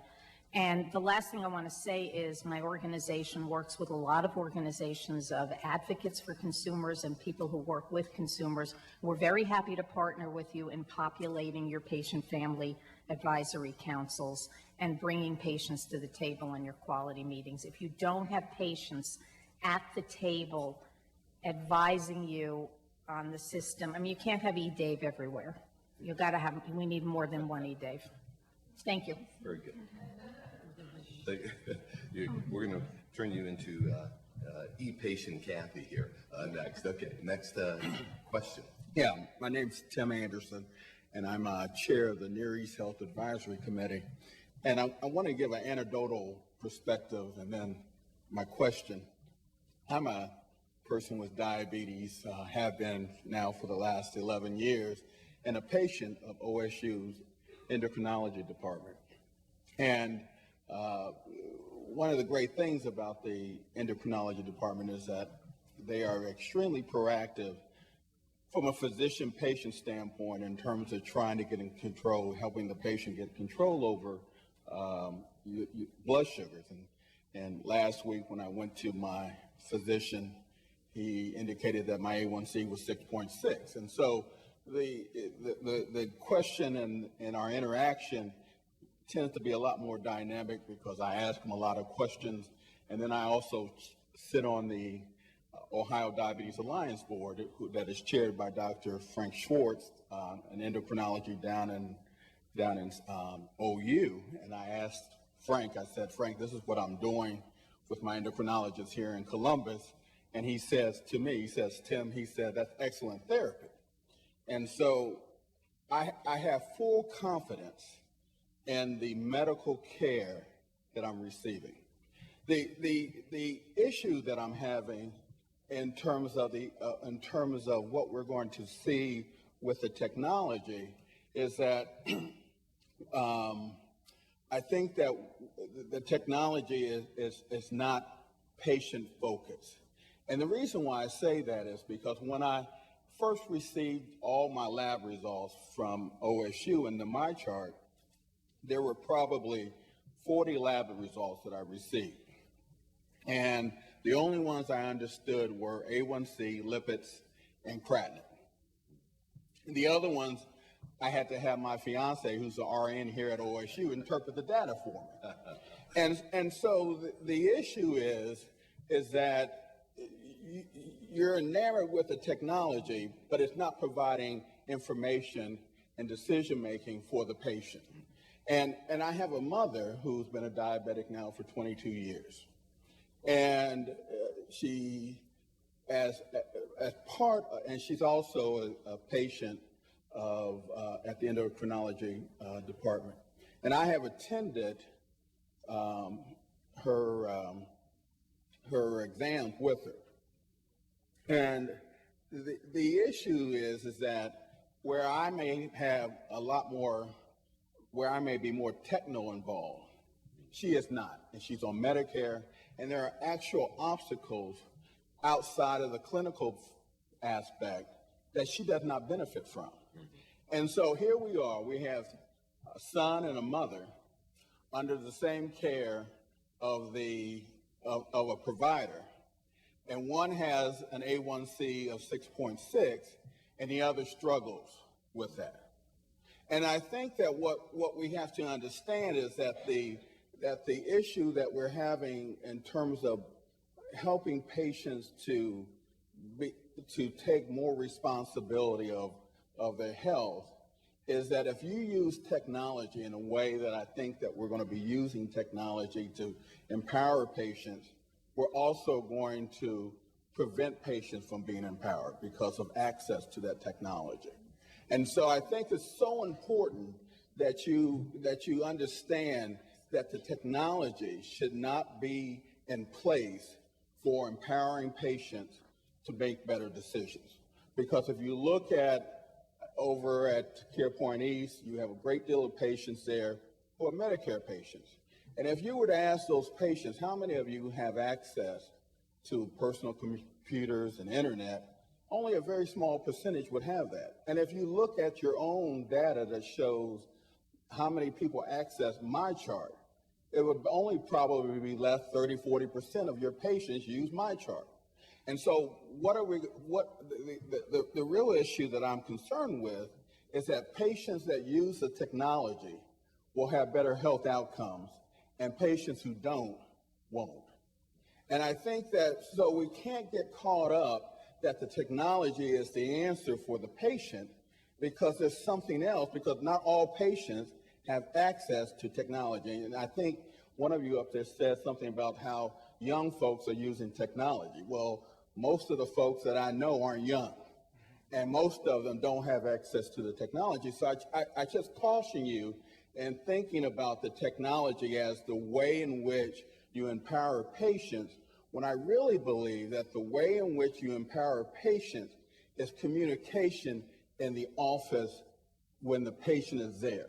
And then having, as Dr. Pat Gabby had, having the community resources to reinforce what happens in the clinical base. There's nothing that substitutes that. Technology does not substitute the interaction on the clinical and the community-based approach that actually supports what patients are given in the clinical aspect.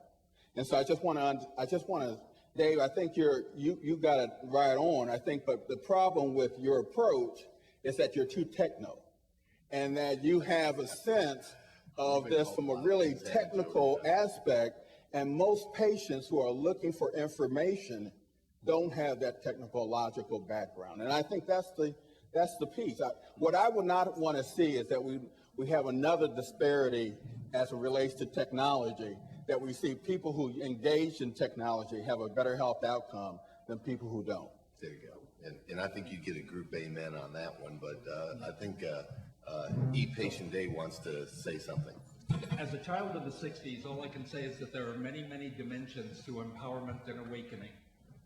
And indeed, so the term E-Patient stands for empowered, engaged, equipped, enabled, which are all different things.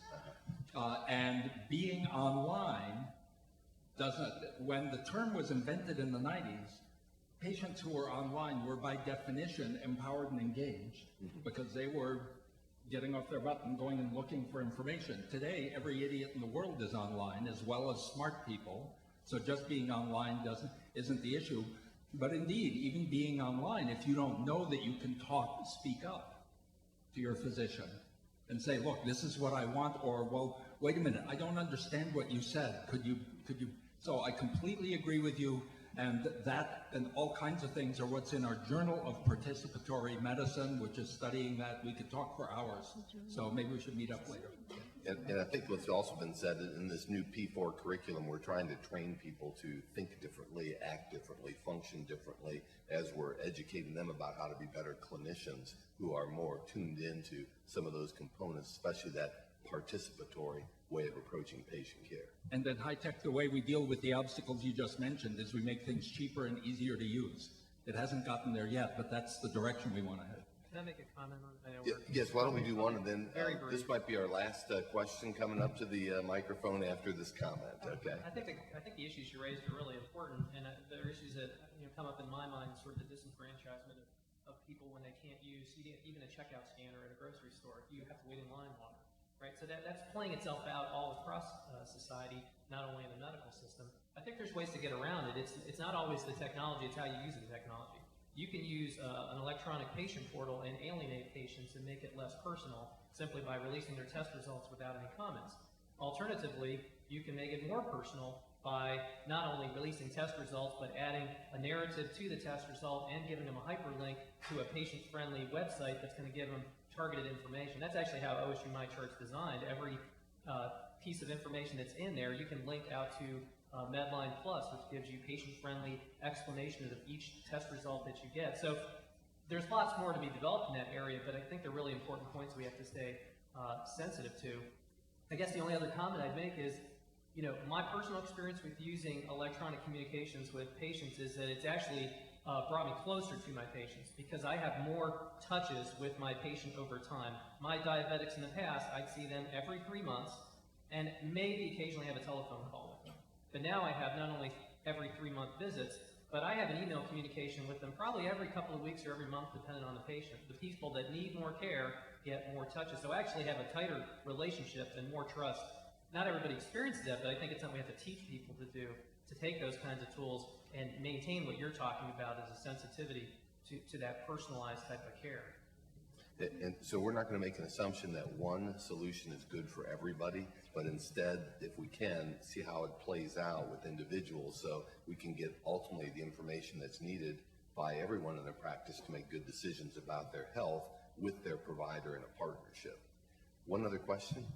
Yeah, my name is Margaret, and I'm a Quality Initiatives Manager for Northern Ohio, and I have a comment and a question. So there's been a lot of conversation about patient engagement, and I think that there were several people that spoke about involving the patient more, and there is a concept of motivational interviewing. I'm not sure if anyone has heard of that concept, but I think that that is one. It's not, you know, hey, let's motivate these patients, but what motivates them, like one person said, to walk so many miles. And there are organizations out there that actually teach this to staff in patient-centered medical home that can help to teach everyone, the front office staff to the physician, as far as what motivates that patient. So that's one comment. And then the other question I had was around physician engagement. We've talked a lot about patient engagement, but specifically at OSU, what is the physician engagement like, and are there incentives specifically around physicians towards quality? Because I think that we talk a lot about, you know, readmission rates, and I think that's a great job that you're doing with the redesign with CHF, but are there incentives to the specific physicians around quality metrics and process improvement? Do you want to answer that, Dr. Yeah, actually, Dr. Tile and I both work on together trying to improve the quality that we're providing to our patients. We're starting to monitor some of those things, and some of the first things that we've monitored, in part because the expectations of the patient-centered medical home, are how quickly are physicians responding to emails, how quickly are they responding to phone calls, how much are they prescribing electronically, and now we're going to be moving into some other quality measures. We are, in fact, working on mammogram reports so that we can, and I don't think you want to think that quality only relates to the physician themselves. We're working with our pharmacists to improve the care that's delivered to our patients, our diabetics, our hypertensives. We're using our dietitians to help patients get educated. We're working our reports with our care coordinators to look at, are they getting their Tdaps, are they getting their shingles vaccines, are they getting their pneumovax, are they getting their flu shots? And so I think it's really a team approach. And yes, some of those rewards are coming back to individual physicians based on the quality of care that's determined, whether that's by a payer like OSU Health Plan or Anthem, or whether it's by the quality indicators that we actually have to have as part of our incentive program that Dr. Gabby has demanded each department have for their physicians. So, and you know, if University of Utah would be an example of maybe a faculty practice that didn't all get it. And so by the end of their transformative process, they let go almost 25% of their clinicians because they didn't buy into change. They remained a part of the problem, not a part of the solution. And despite all their efforts to carrot them to the right behavior, it didn't happen. And so you have to be willing to also have that kind of change happen in organizations if you're going to move the whole organization into a coordinated, comprehensive care approach. And it's so different for many clinicians. This is not embraced as readily as people in the room here, I think, who get this would expect sometimes. Well, I just wanted to thank the panel for their willingness to be up here and take these questions. Thank you all very much. And then I also, for our closing comments, wanted to invite Dr. Daniel Clinshow up to the podium here. And he's the Associate Vice President for Health Sciences Education and Associate Professor of Physical Medicine and Rehabilitation. He's also Vice Dean for Education. We've heard a lot about education here today at the Ohio State University College of Medicine. So he oversees the undergraduate medical education, graduate medical education, and continuing medical education, as well as the schools of health and rehabilitation services and biomedical sciences. And in turning the podium over to Dr. Clinshow, I just wanted to comment how revitalized I am in hearing all of you talk about what you're discussing, because I'm never quite sure if people get this or not. I talk it all the time, I work it all the time, I try to go around the state and find examples of this all the time, but to see all of you come together with that consensus of commitment to making this happen statewide and nationwide helps strengthen my resolve to continue moving in this direction. So thank you all very much for having me here today. And thank you. And words of wisdom from a mentor of mine is, when you're doing cleanup, make sure you have the short version and the long version. So I'll be delivering the short version. And so my comments sort of reflect around sort of everything that was discussed today as it relates to health professions education. And I'd like to relay a story. So I always like to start with a story. And a dear family friend of mine, his name's Charlie. A little background about Charlie: he's 80 years old and 8th grade education, and worked as a manual laborer for 40 plus years, and very healthy until 2 years ago.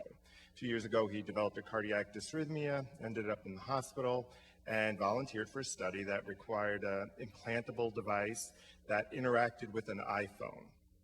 And so, interestingly, when I was visiting Charlie a couple of months ago, on the television he was watching, there was this program talking about how the problem with healthcare and healthcare economics was going to be the downfall of the United States. And so I turned to Charlie and I said, well, Charlie, what do you think of that? And typical Charlie sort of turns to me and says, well, I think it's the young that are really going to make the difference and make the solution for this problem. So I challenged him on that. I said, I work at Ohio State. We have a huge number of faculty who sort of contribute to innovation and working on this very complex problem, that I really think the innovations will come and parts of the solution will come. And he goes, no, I'm not disparaging that. But let me tell you a story. And so he proceeds to tell me about this experience he had with this cardiac event. And he says, when I got home, before I left, they explained how the iPhone worked and how I needed to interact with it. He said, when I got home, I couldn't figure it out. Top to bottom, tried everything. So then when I went to the doctor, I asked the doctor to show me how to do it. And the doctor couldn't tell me how to do it. Looked at it, couldn't figure it out. And he said, okay, I'll set you up with the technician and they'll teach you how to do it. And then he said, you were visiting with your family. And so he said, Arabelle was in the kitchen and she saw an iPhone. And she said, Charlie, what are you doing with an iPhone? Do you use this iPhone? He said, and I proceeded to explain to her why I had to use the iPhone and my frustrations. He said, within 10 minutes, your daughter had gone through the whole thing, had opened up the application, fixed the problem that was there, entered my data, and taught me how to use it. And my daughter at that time was 10 years old. And so his reflection was that, the young learn this sort of advanced technology very early, and so that they can potentially focus more on the problem as opposed to learning the technology. That very simplifies it, but I just appreciate that story. So the complex problem everyone here was discussing is sort of relayed directly to health professions education, because we need to train health professionals to be able to function in a transforming healthcare environment. So that's very difficult. We don't necessarily know what it looks like, but yet we have to train healthcare professionals to participate in this environment. And so then when you look at sort of the way we historically have educated healthcare professionals, it's really early 20th century methods that were being used, and you can't expect those methods to be very effective for enabling health profession students to be able to function in this healthcare environment. And so, as was described, our Lead, Serve, Inspire curriculum was developed to deal with this specific issue. And I'd like to say that the way we sort of went about it is the original oversight committee that developed this plan included, very prominent educators and researchers and basic scientists. But the other, and reflecting on the comments that were said, the other thing that the team included were systems engineers. It included nurses, pharmacists, other health professionals, health information management individuals, and most importantly, a panel of patients who were integral to the committee who developed the structure for the curriculum. And so I'll just highlight with you to finish up the hallmarks of this curriculum, and sort of what you'll hopefully see is it really demonstrates how we're trying to teach the students of the future to be able to participate in a transforming environment. One of the key ways in which we're doing this is really breaking down the barriers across different specialties so that students learn in a patient-centered focus. So they learn by patient problems, and they learn foundational science concepts and clinical science concepts as well as skills in a patient framework. And that's very unique, and that's across all 4 years of the curriculum. There's an early clinical service learning experience so that students need to contribute service of patients. So improving their understanding of exactly as was said before is where patients are coming from. Students learn the patient's story. There's an emphasis on multimodal learning so that students have to learn the material in many different sort of avenues. There's e-learning, there's lectures, there's sort of interactive types of things that they need to do, there's problem-solving experiences, so that students learn in a framework of a lot of different ways that material is delivered. They learn about how to function in complex systems. So they actually get a foundation in systems engineering, and they understand how systems impact patient safety and quality. And in fact, the curriculum is infused with patient safety and quality throughout all 4 years. And it culminates with students doing an interprofessional sort of quality improvement project. There's an emphasis in the curriculum on health literacy, as was mentioned before, and also development of community education materials or venues by which patients can learn materials. So they actually have to do a needs assessment of a population of patients and develop an educational program that's geared towards that population of patients to be able to deliver health-related information. And then certainly we can't say without advocacy. They learn how to be advocates for their patients. What was just mentioned recently is health coaching. So the students in this curriculum will actually be trained to be health coaches, and they will be assigned a patient in the practice that they actually have to health coach over the course of 18 months. And we did a pilot study that looked at this program before sort of we implemented it, and actually what we found was just what you heard today, was that it improved dramatically the compliance of patients, and it improves their overall sort of locus of control. Originally when they sort of entered into, and this is with patients with type 2 diabetes, they felt that the locus of control of their disease was outside themselves, that the doctor had control, but yet at the end of the health coaching project, they felt that they were in control of their disease and knew how to manage it. And it's not only disease management, but they learn about wellness management. Wellness in the context of disease, but also maintenance of health and wellness in relation to sort of your genomic profile. So what are your risk factors, and how do you maintain health in spite of that? And then lastly, what I'll say is really what we've tried to do with the curriculum is ensure that students learn, and these are key components, they learn to self-assess, and they develop a method by which to develop an individualized learning plan by which they can make up for the deficiencies that they identify by their self-assessment. If you look back in the early 70s, there was talk about the importance of teaching students to self-assess. And really the way that students do it is they look at their exam and score, and that's how they get it. This is apart from exam scores. So we're teaching the students how to self-assess their performance and be able to then develop a learning plan for their objectives. And what this will translate to in the later years of their education is what was described before, the use of the electronic medical record to actually be able to identify their practice patterns so that when they graduate this program and go to a more advanced training, that they're really able to participate in this sort of environment that will be changing. So sort of the graduates that will come through this, it won't all be done by the time they're finished. They will be in an environment that continues to change over time. And what we've done with the curriculum is hopefully developed it in a way in which these students can be successful and contributory to their patients. And I will just end I like to end with a quote. This is a quote by Robert Hutchings, who said, "It must be remembered that the purpose of education is not to fill the minds of students with facts, but rather to teach them to think and to solve problems."